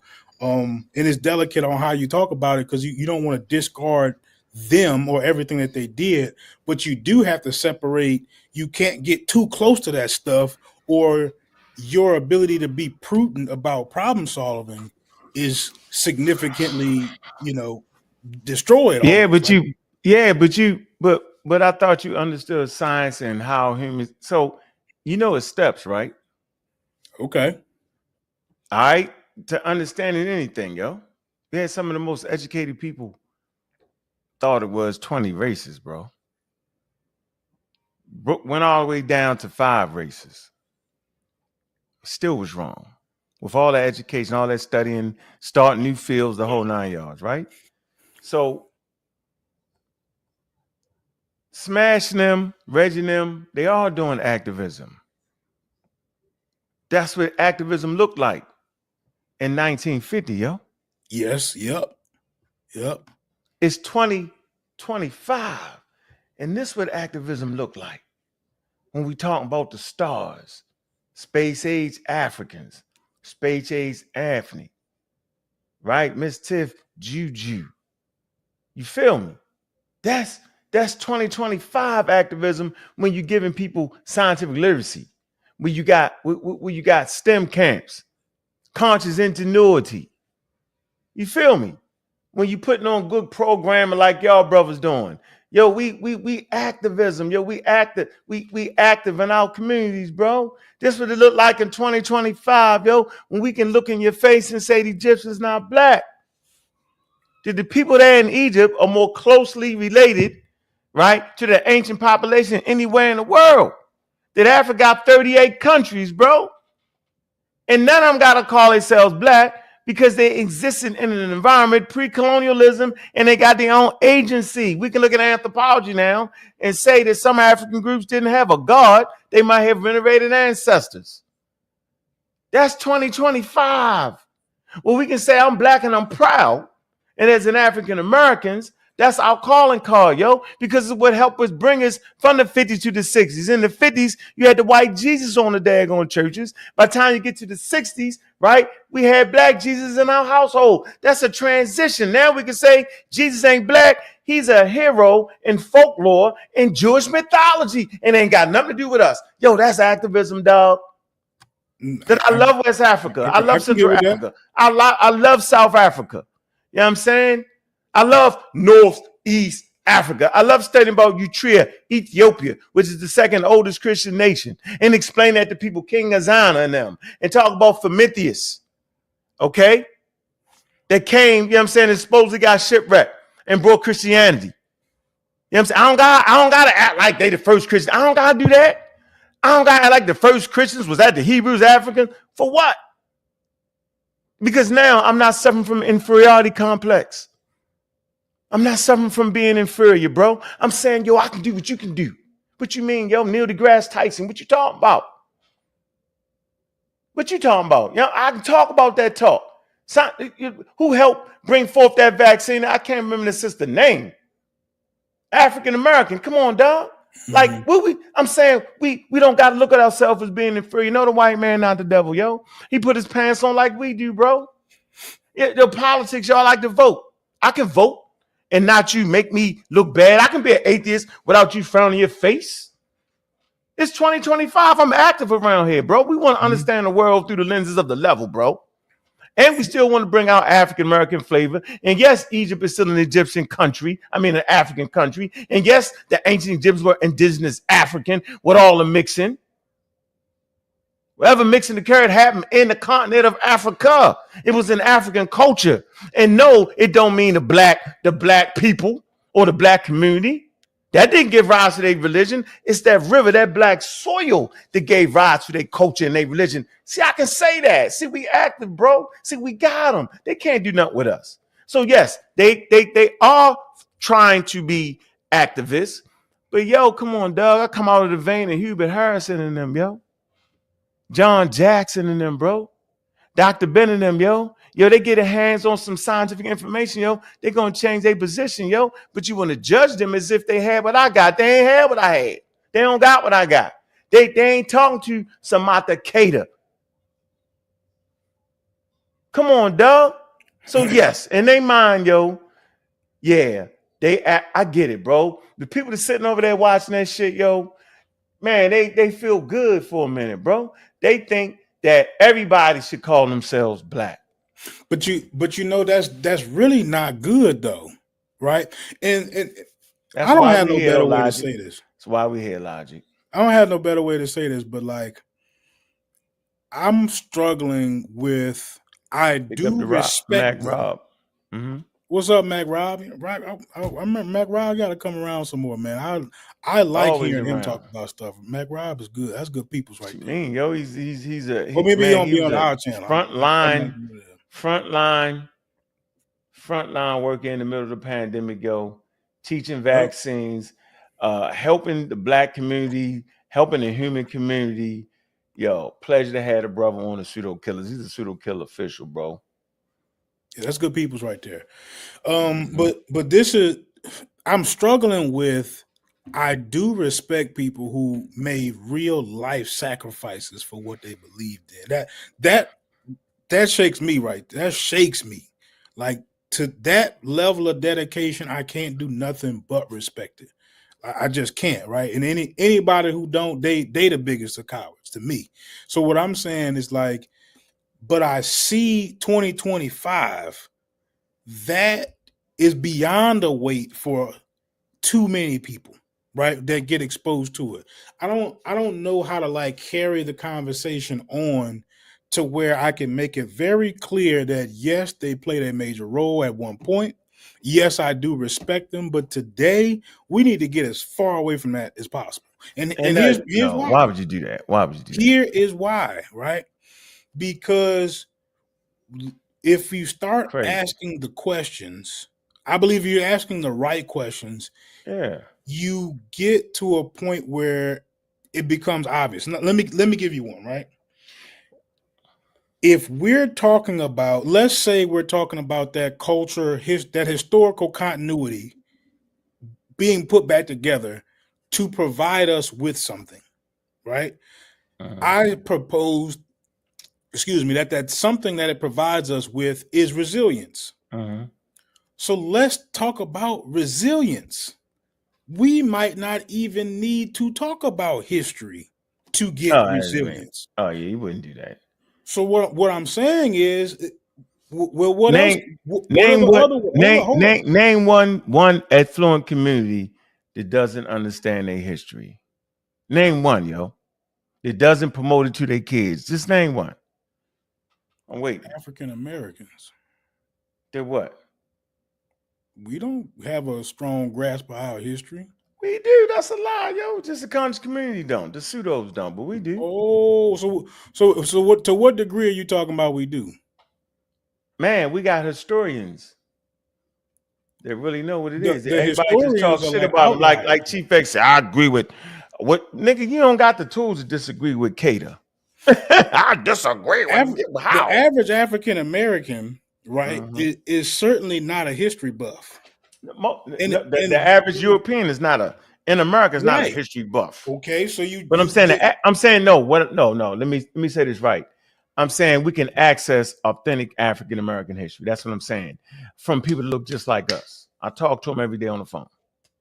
That's I my say we point. have access to it. I'm just talking about Yeah, they walking in around with that in universities. their head. No, in universities. Is that what they walking around within their head? Depending on who you're talking about. If you're talking about the people that like the crystals, Are we they talking get about the blue pill majority of niggas got African Americans? 4.2 million views. Yo, talking about crystals and crystals and goddamn chakras, yo. We talking about shit to liberate people for real, like getting them into college, getting an education. If you don't want to college, you still got to get education, right? To get better paying jobs for yourself, right? You understanding high level medical science, just in case the government put somebody in charge of your health as a fool, you can ignore that shit. You know what I'm saying? Excuse my language, No, right? you So good. I'm saying, yo, we good. there, bro. I'm just making a point. We didn't spread it out enough for it to be respectful, at least compared to yesterday. So I think we doing good with the cuss word. No, but look, I stuck my neck out there, and if it can be chopped off, chop it off. But follow me for a quick second. So let's say if we're talking about revenge, right? What? Let's say we're talking about let's say that they are doing smashing them or doing what they're doing for vengeance of some kind, right? To get back at it. Yeah, but we won though. Can we just isolate their vengeance and talk about if this is what you consider vengeance? Could there possibly be some better methods? Same thing with resilience, right? Is there things that we can do that also can give us some resilience? Are there other, let's say if they're doing it for self-worth, for self-value, are there other ways that we can approach gaining self-worth and self-value? Because when I see that if you need Africa for those things, I think that whatever that little bit of self-worth is that you're getting from that is far more fragile than the kind that you would get from accomplishing life goals, right? And to me, that's the healthiest way about approaching that whole conversation. See, and that's where I think a lot of people are getting what I be saying kind of wrong, right?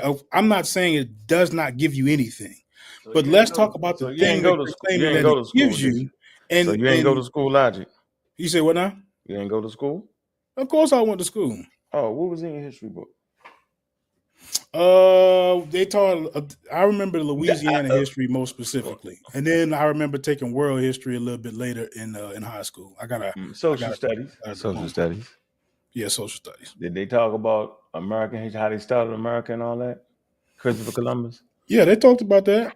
Absolutely. How they formed their thing and how the different things and all that. The British are coming, the Tea Party and all that. That was American history. Yo, they don't. So if they teach it, why we can't teach it? I'm saying we can teach it. There's nothing wrong with us teaching it. I know. So that's my point I'm making. I'm saying you just got to know who the ignorant people is and don't listen to them. No, let me. I'm saying there's value to that. No, there is value to it because we went to school. Okay, so I'm saying we went to school and we learned American history. It must have been a value. It's a value. It's in their books. It's important. The problem is that we forgot that it ain't their job. Just like the Jewish people have not, they know that it ain't their job to teach about the Holocaust. The Jewish people know it's the Jewish people's job to teach about the Holocaust, to build memorials, right? That's our problem, bro. We got money. We can build memorials, right? We got the African American Museum. You should never let the president say he's going to take slavery out of the African American Museum. You should tear this motherfucker down when he said that. Think about that, bro. You're not going nowhere near that museum, right? We give enough money to pseudos, bro. We don't need none of your help, right? Every black family in America can give a goddamn $1 a month, nigga. You know what I'm saying? Think about that, yo. That's real. That's real right there, bro. That's important to understand the slave trade. What are you talking about? It's definitely important to understand the slave trade. That's important, yo. It's essential. It's essential in being cultured. 15 reasons I could think of. That's why that's important. I'm just saying for having a grasp of the world, bro. That's what we limited at. We don't see the world. We see bits and pieces of it. We don't understand the world and how we fit into the world. So this is why we keep teaching this. It's the bad misinformation.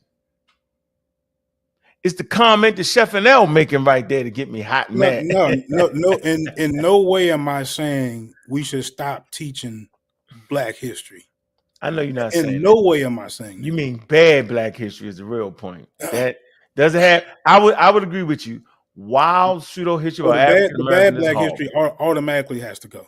What I'm trying to shift. I'm shifting into what role are we expecting this history to play moving forward? Being prudent, thinking about tomorrow. What does me having this better grasp on my history? How does that help my tomorrow? It does. It's just a piece of being a human being. Just one piece, bro. It's not that's another thing we do. I gave history more value than you did. I said it at least gives you resilience. You said it was nothing. No, I'm saying that it's a part of what makes us whole as humans. Okay. I totally agree. Agree. It's like in African American community, we put religion here and put science here. That's crazy. Right? We gotta be a little more closer. Our leadership gotta be there. See, you know what I'm saying? Like our leadership can't put the religion here, yo. The religion can't never be here. If nothing else, it's gotta at least be equal, yo. And when you got leadership, dog, you gotta have leadership, yo, that's right here, yo. Mm-hmm. Yeah, you can't have leadership that's all the way and look down on science, yo. You're gonna have us in a world of trouble, yo. You gotta balance it up. That's how it used to be in the United States. In the 40s, 50s, 60s, 70s, you would have to be a scientifically literate person. Remember, in the 60s, they was in the space race.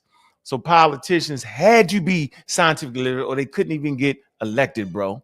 It's not like that now. Now you got a president backing people, backing ideas of dreams and the vaccine. And this is the craziest thing ever, yo.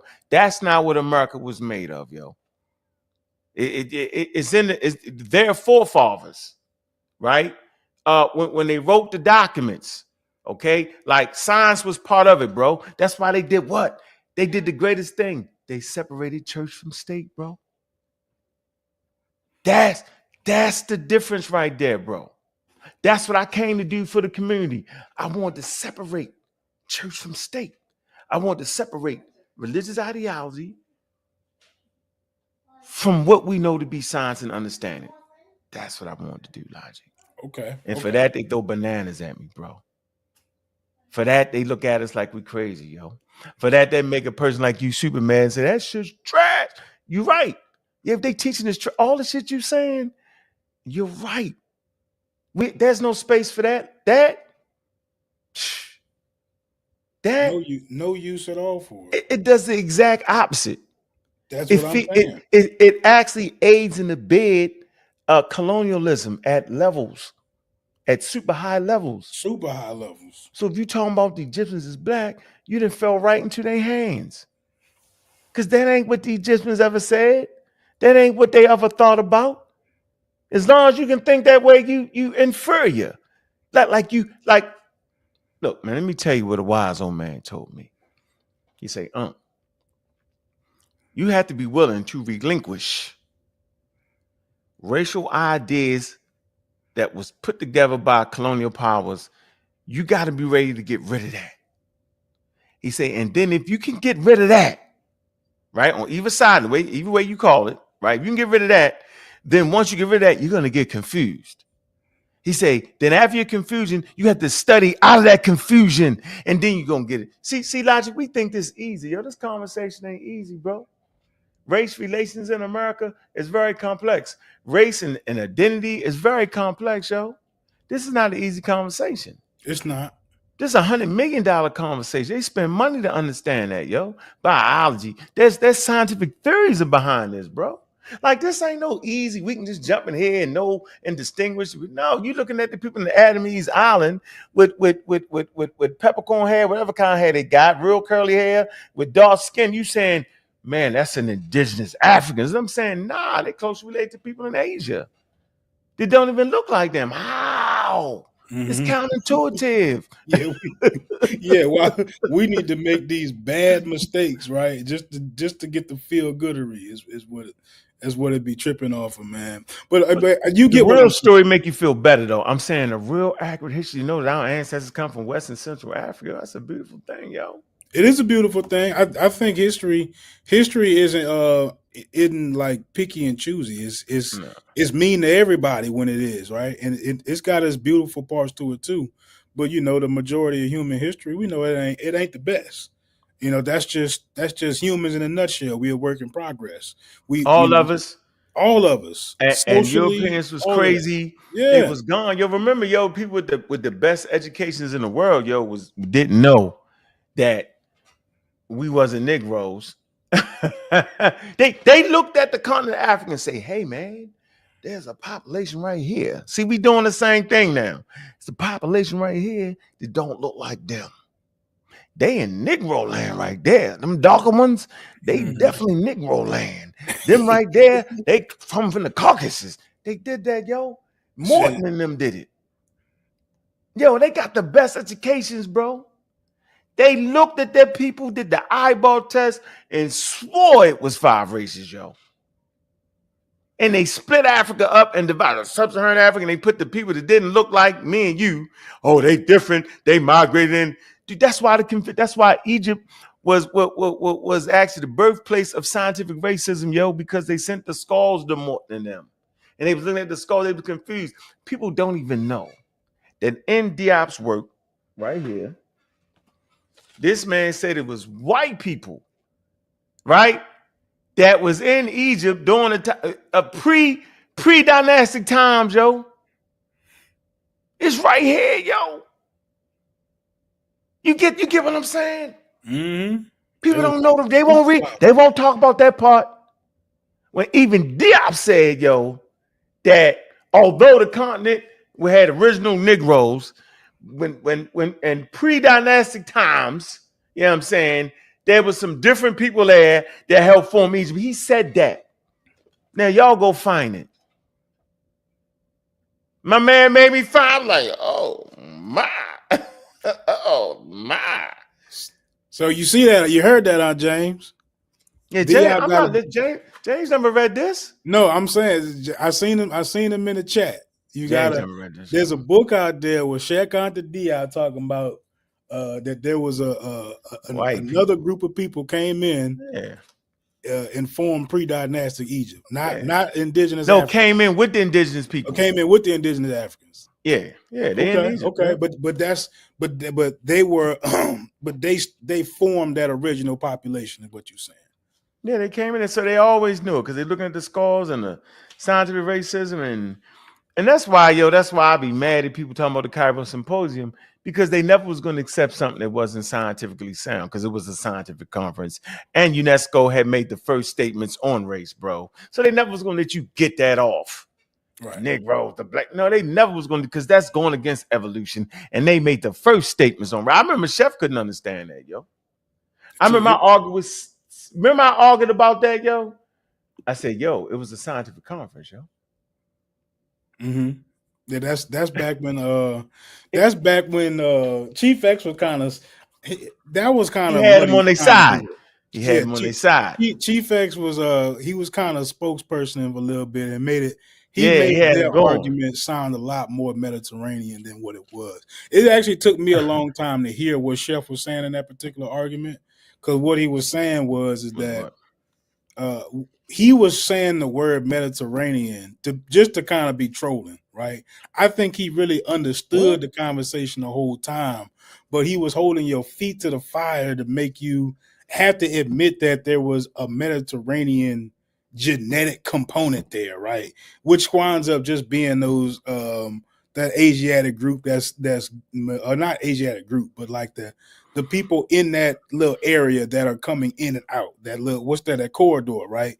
That corridor is open. There are people coming in and out from that Western Asian population. So I think that's all. So how long you gotta live in there? If you're there for 50,000, 90,000 years, they were there for 30,000 years. So how long? 30,000. Think about, yo. That's a great question, dog. Think about that, yo. We only been in America 300 years. So they been 35,000. How long you got to? Yeah, you killed them with that one. Something we don't understand here, bro. You definitely killed him with that one. We need an expert to explain that. Yeah, right. That's too simple for you. How long they gotta live there before they? How long do you gotta be in Africa to be an African? Not I one remember people generation, saying, no, I we remember talking people about saying, 30,000 I years. remember people saying Mediterranean people came in and indigenous people just moved out the way. And they settled in this area all by themselves. Nobody ever told us that maybe those Hubble groups that we think is Mediterranean is really indigenous African Hubble groups. Anybody ever think about that? See? They never said it like that, right? Yeah, my man brought a paper, talked about certain things. Man, look, come on, bro. And then what about the line? What about the geography, the geographical line that you call Africa? They didn't know they was in Africa. Right. They didn't know that. So now if you stick your foot over this line, then you're Asiatic. You keep your foot in this line, then you, come on, bro. Like, you think it's that easy to do that, to say that? Come on, man. I tell you what, though, right? You ChatGPT this. That the Egyptians are a Northeast African population. Not a goddamn West African population. Not a Central African population. Not a damn South African population. All right? No, we talking about 3,000 miles of walking. That's just it's a little. I mean, not impossible. Don't get me wrong, but that's gonna take a while. That's gonna take a while, and you're gonna need something to eat. You're gonna stop and get some water. You know, somebody gonna get bit by a snake or something. You know what I'm saying? You're gonna have some accidents along the way. You ain't just gonna traverse 3,000 miles like overnight. That ain't what that is. Definitely not what that is. That's a good question, Chef. I'm gonna ask him when he gets back. But all right, you say, so what do you think? Diop said it was a homogenous Negro population.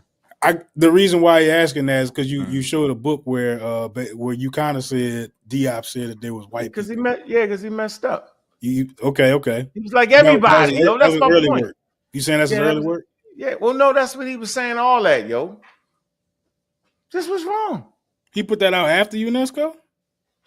This was it. No, he put this out. Yeah, I think it's 1973, yo. 1974. Yep, right after UNESCO. But you write shit before that.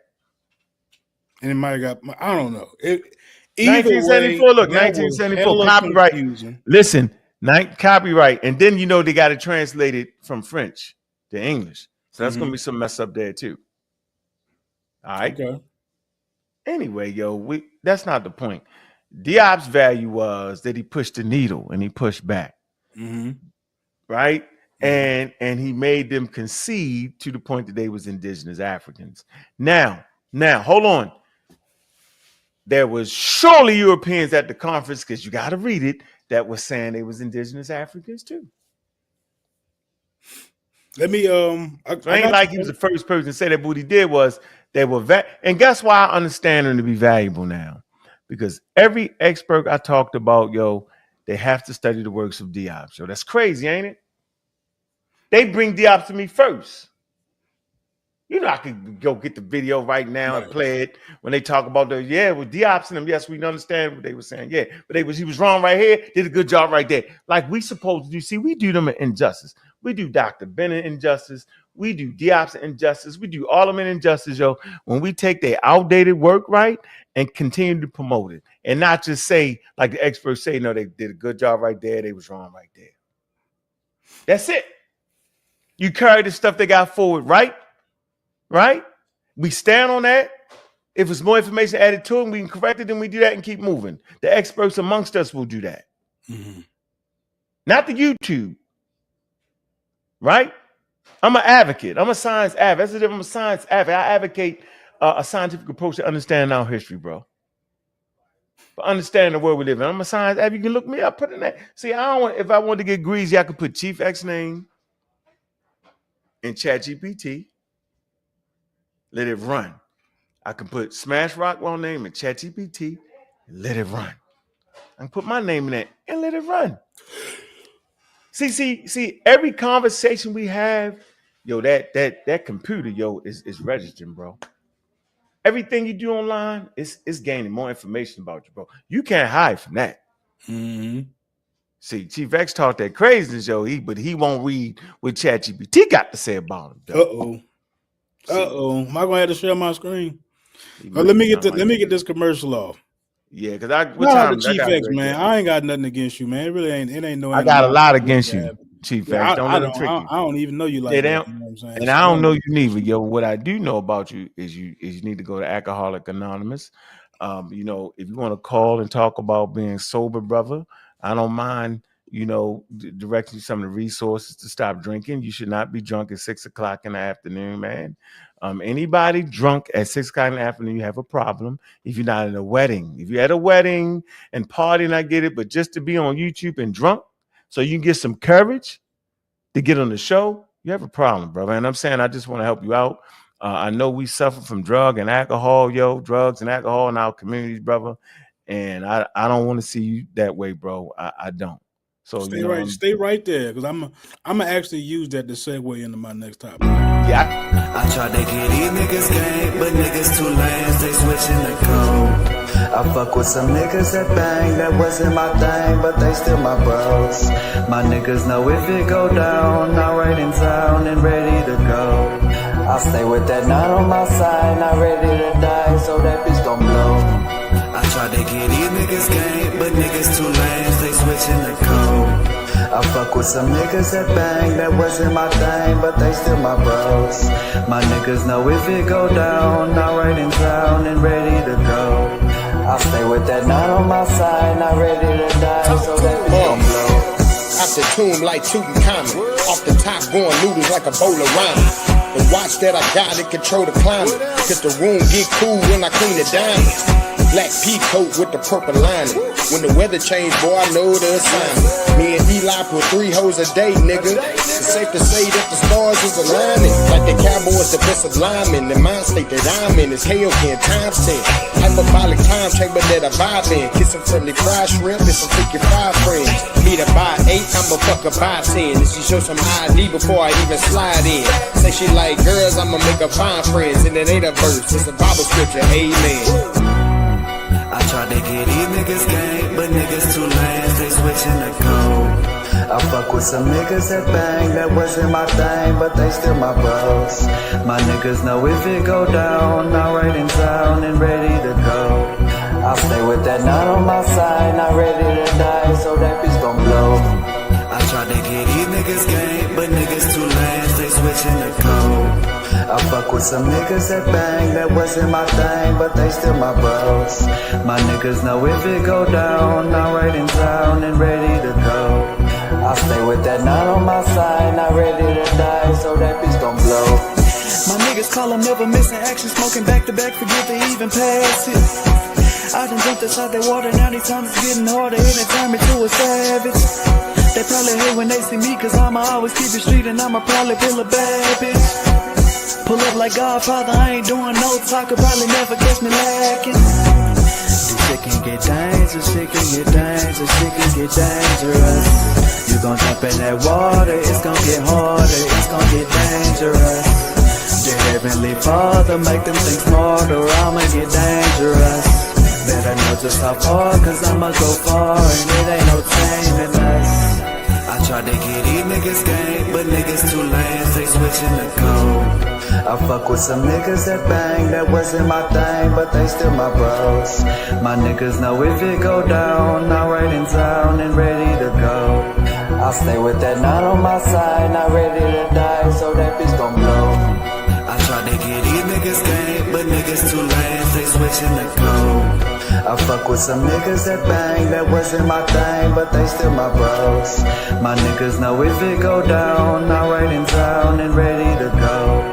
I stay with that 9 on my side, not ready to die, so that bitch gon' blow. Yeah, what's up, y'all? We back, man. We back. Can you hear me, Unc? I can hear you. Hold on, go ahead. No, you good, you good. Chef look like he chomping at the bit up there, man.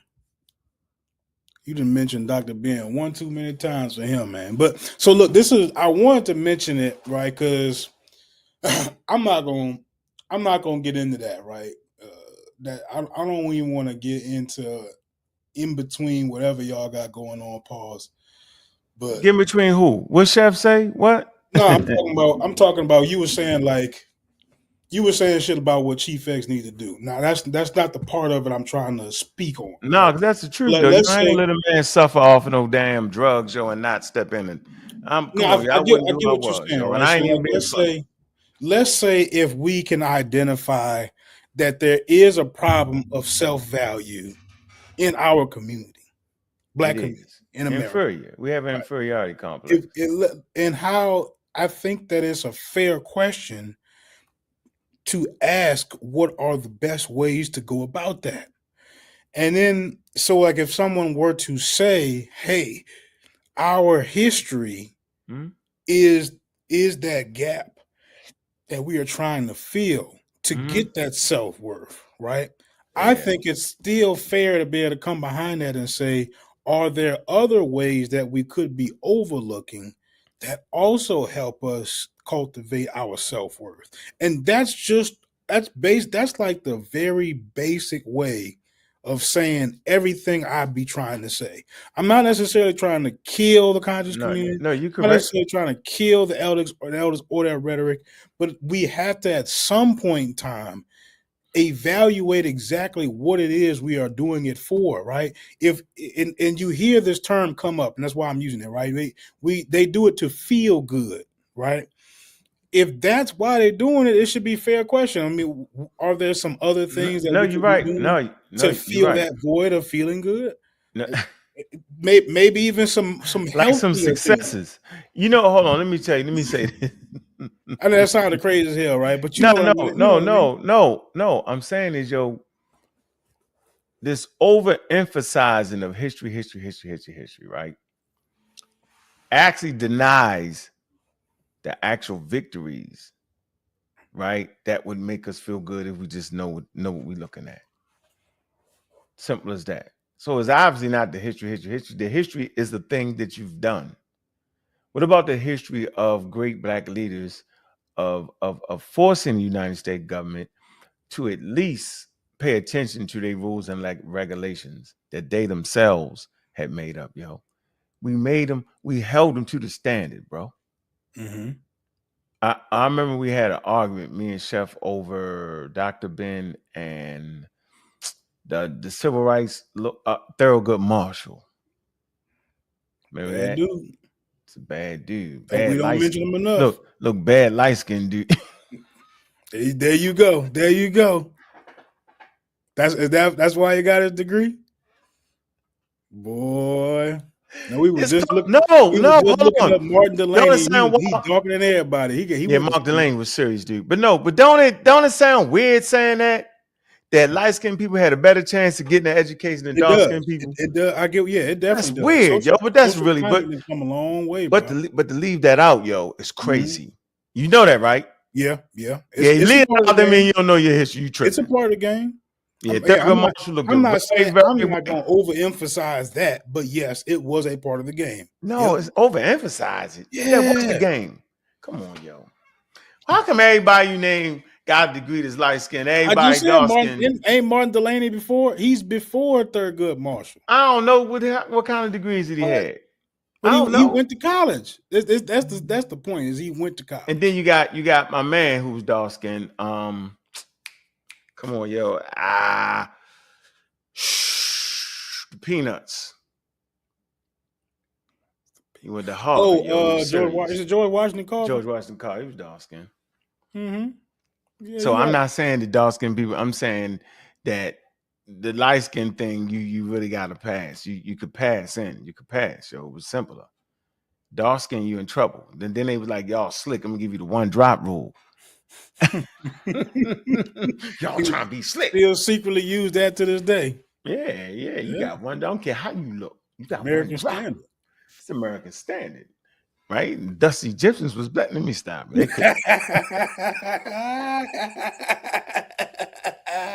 That's when I knew I was in trouble, Logic. Right. I knew we was in trouble. You gotta use the American standard. I was like, them niggas is done and they lost. I don't care what they say. I don't care what they followers say. If you hanging on the whim of an expert saying the 1 drop rule and they all saying it, and then they do it like this: 1 drop rule, Annabelle South in the 40s. Right. They gave you all the red flags, dog. So if you gonna proceed with this, Antebellum South. According to American standards. Antebellum South now. 1940s. Wink, wink, look, wink, wink, wink. Nigga. What they don't know is what they don't know is when she said it. I was like, because we was on a commercial break. I was like, yo, that mean everybody was black. She was like, yeah, that shit was up. I'm like, oh man, y'all motherfuckers crazy. They didn't get it, bro. Went right over their head. Assar, Wish McCormick did it to Assar. She said the one drop rule. Then she came back and said, Assar, you trying to play the race thing? Remember that? Come on, man. All right, you know what, yo? They had a whole committee. Yeah, on Sarnetta TV. All of them got up there. Guy said the experts. All of them played that clip and killed. We should play that clip. Play that clip and killed it. The lady was like, I was like, huh? Look, what about the clip where she talks about Native Americans, where Kara Coney talks about her son asks where the Native Americans at, and she say they still are Native Americans. They might not look like them. They might share a different percentage of DNA. Yeah, but they still. That's how she was explaining it. They right here. You they see right here. Yeah, that's what she said, and she was using that as an example for the Egyptians. Yep. They didn't go nowhere. They right here. They didn't assimilate it into the population. What about this? But you're right. That is that is a very difficult conversation to have. You got to have a little bit of a working knowledge in a bunch of different areas. No, a lot. You got to have, and I realize it, and I had to, by talking to some experts for real, they was like, yo, you gotta slow down, yo. They saying like, yo, you really think people can comprehend that, yo? They said the artistry and like writing newspapers, I think they want to write in like an 8th grade level, so people can kind of understand it, right? And so what I learned over these last couple years, specifically this last good year and a half of really having honest discourse with the experts, throwing my stuff at them, boom, boom. Like a lot of times they don't even know we exist with this crazy shit, yo. Right. And they was like, but yo, so I went to school though. I got my associates, I got my math, I got my doctorate degree. That's why I understand you. So you expecting people who working jobs, they're not nowhere in the field, and you expect them to comprehend that? They said it's so ingrained, the racial standards, right? That even scientists, when they talking sometimes, you may get confused. They say, but make no doubt about it, race is a social construct, but that doesn't mean race didn't hurt people. Make no doubt about that, right? That people lost their lives based off of the color of their skin. So people even make that mistake into thinking that because it's a social construct, that all of a sudden it wasn't a weapon, right? It wasn't a continuum of complete decimation of an African population, bro. It was. But I'm saying is, yo, we can't keep promoting that racism. That's racism. Right. To look at African indigenous people and say they black, that is racism. To look at indigenous people and say, yeah, you got a supreme God, that's racism. Like, why can't they just have an ancestor or a river? Why can't they have animism where they think everything is elevated equally? That's where that lack of cultural understanding come in. And that's what it is in this whole Egyptian conversation, that Smash and all them ain't actually talking about Egyptians. They talking about African Americans in the Nile Valley. Exactly. They can't see it no other way. When you say the black community, we just heard them say it, the black community. Then you even in Oakland, you even Baltimore, Maryland, but you're not in the Nile Valley saying that, yo. Right. For what? Who you telling that to? Other brown people? The black community.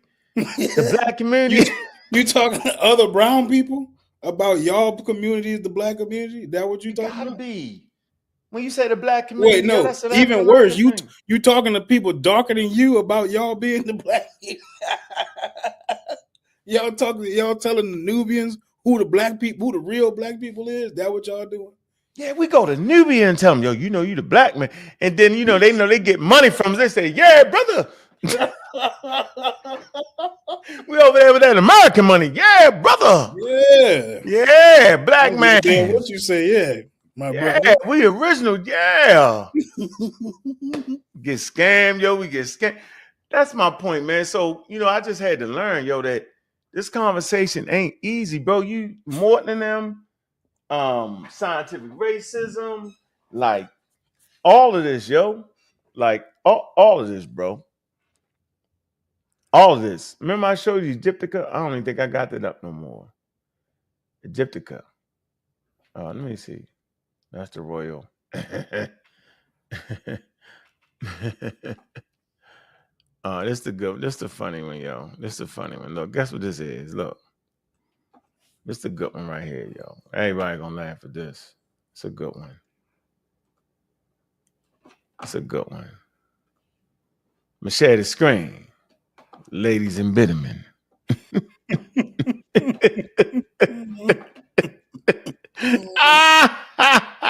For the bittermen, that was the best times, bro. Man, ladies and bittermen, yo.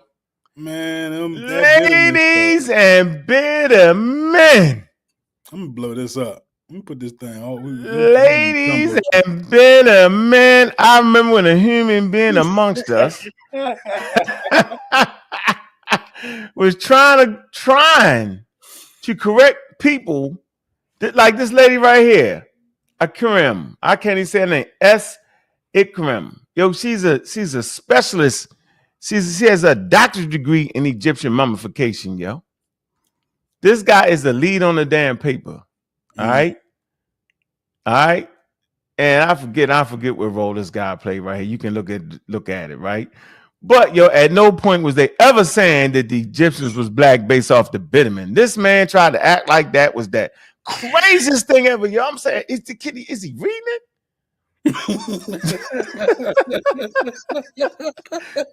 Is it come on, yo? When you read the first part of it, it tell you what they trying to prove, yo.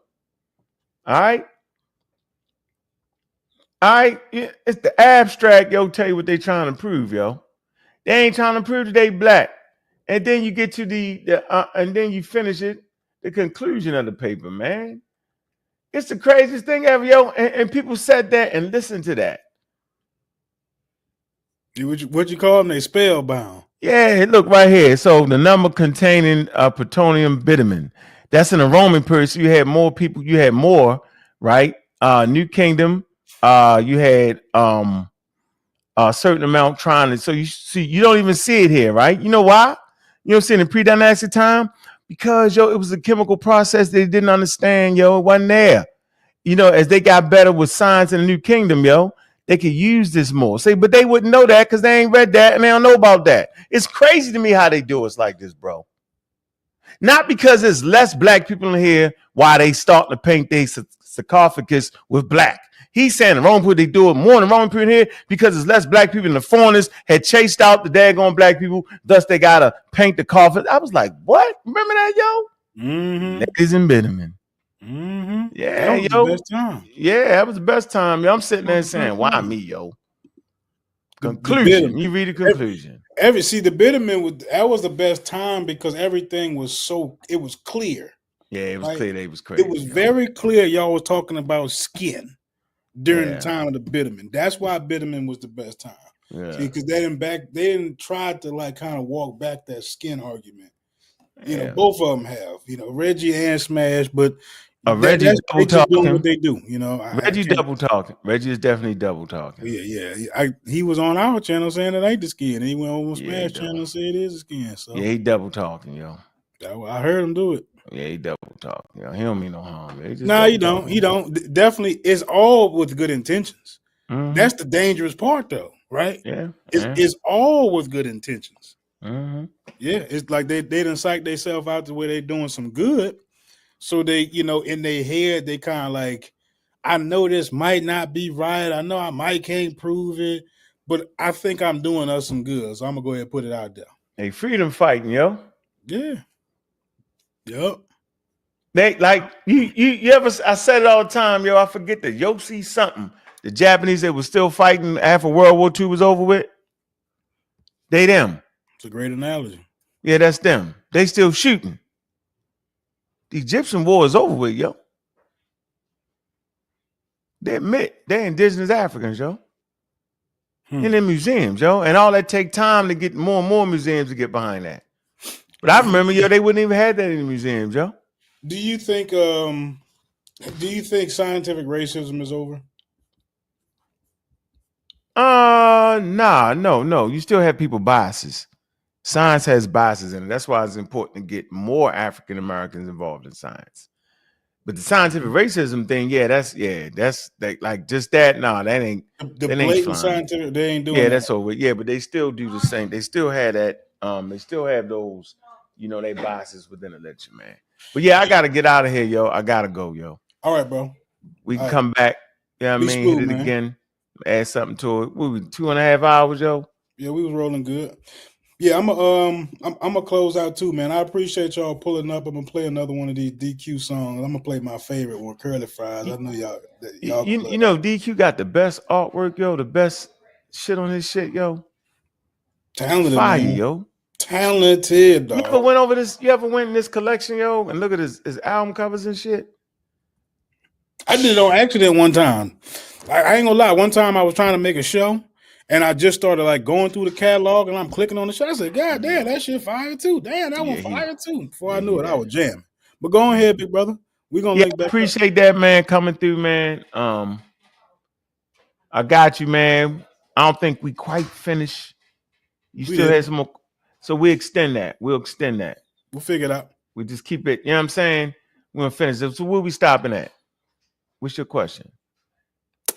I think you got me this one. I think you. I was stopping with. I was kind of setting it up, right? I asked you about scientific racism, and I was about to ask you about Eurocentrism, right? So I was going to ask you if Eurocentrism isn't going or is going, is that fight completely over with? But we'll get back to it. We keep Eurocentrism alive by keep saying they black.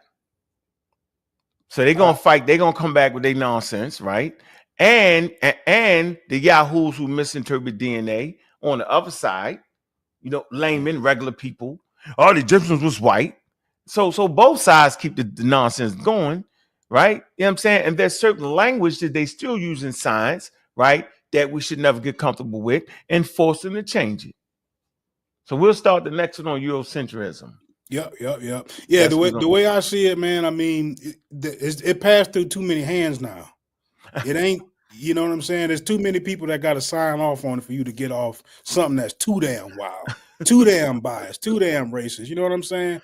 You're going to have other countries going to spot that out way before we get a chance to see it as laymen. So. I thought the Chinese just said that they come from China, that's it, and had to beat the scientists, had beat them up. Try to add the Chinese come from China, that's it.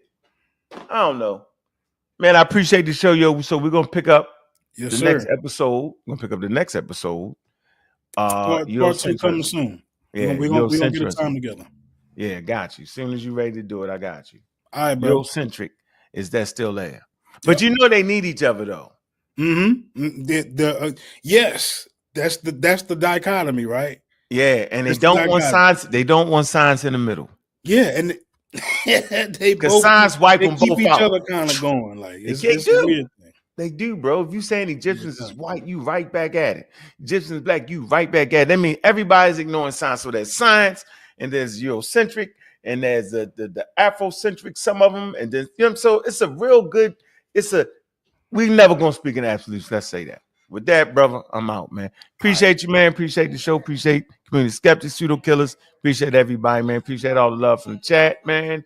Appreciate all the love y'all to show me, man. And we rolling. It was a damn good show right here. So we'll pick it up on next episode, bro. Yeah, hit that like button, hit that cash app on y'all way out, man. I appreciate y'all.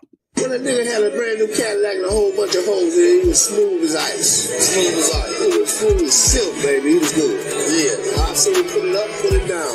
He gotta go down, he rise up. He moved from town to town, place to place, city to city. Nigga got around. Nigga got around. Oh yeah. I go to New York, he his name. Yeah. I go to Cleveland, he his name. Chicago, I put the thing out. They know it. Check. Shit with the babbling, nigga known for the traveling. Like I can't dribble, I'm hitting hoes with the javelin. Put it in the middle, I'm steady roaming like Vatican's. Syllabus and cannabis, pimping, I'm now establishing.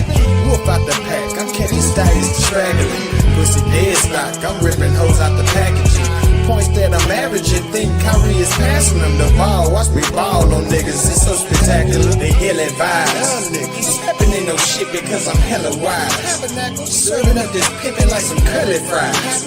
They gush chicken, gripping on some girly thighs. Fried like some pickles when I'm swinging glides. Having conversations, entertaining vibes. I peep on body language and she peeping mine. I ask if she hungry, she say what's her rhyme. I crack a smile and give her ass some curly fries. Said it's such a spectacular feeling. Real rap, no cap, I'll be macking these women. Shice me down, condom on, I'm attacking that kid. Rent paid, stomach full, spectacular living. Ha, say my closet is hated by people. The fox fur got them hotter than plated fajitas. Parallel when I'm parking, they paying the meter. My 2 cents that I give belong to museum. Yeah, that nigga had a brand new Cadillac, a whole bunch of hoes in it. It was smooth as ice. Smooth as silk, baby. It was good. Yeah, I see it put it up, put it down. If I go down, it rise up. Move from town to town, place to place, city to city. Nigga got it. I go to New York, I hear his name. Yeah, I go to Cleveland, I hear his name. Chicago, I put his name down. They know it. They ill advised. They stepping in no shit because I'm hella wise. Serving up this pimpin' like some curly fries. They gush chicken, gripping on some girly thighs. Fried like some pickles when I'm swinging glides. Having conversations, entertaining vibes. I peep on body language and she peeping mine. I ask if she hungry, she say what's her rhyme. I crack a smile and give her ass some curly fries.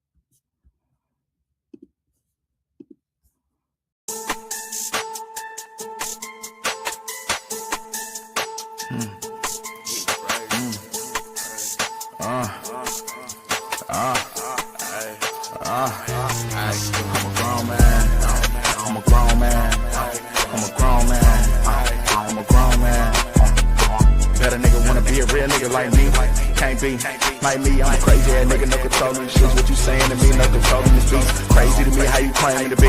What you don't understand, I'm a G. What you don't understand, I'm a beast.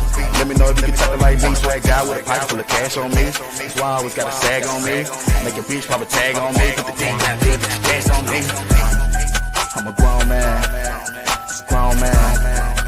Grown man. Grown man. Grown man. Grown man. I've been grown for a while, man. I don't even know what it feel like to be a child, man. I've been living like a wild man. Might do a show, pop everybody in the crowd, man. Like 5, 5, 5. You get it too. Tight on the 1, hit not the 2. Fucking my bitch only time I come through. If you want pounds, get him 3 for the 2.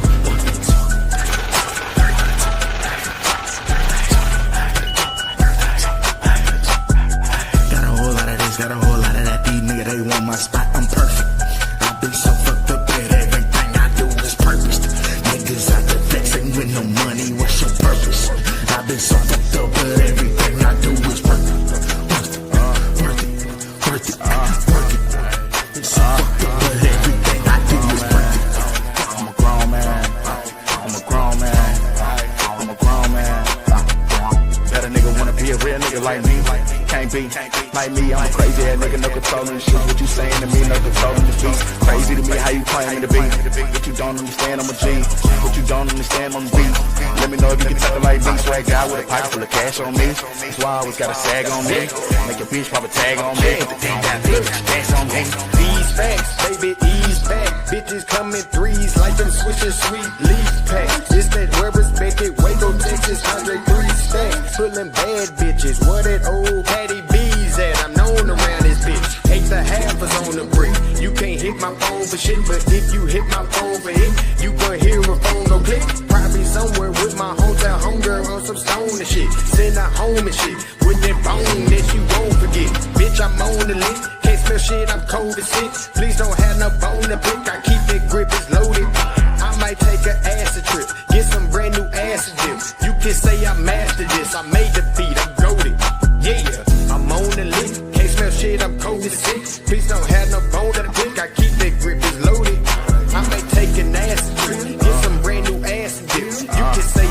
mastered this. I made the beat. I'm goated.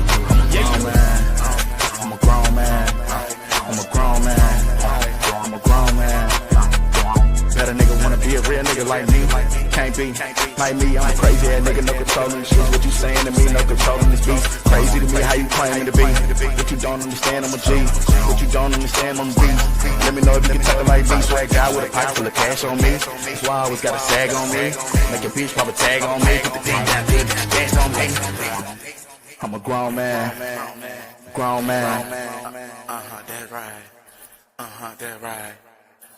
That right. That right. That right.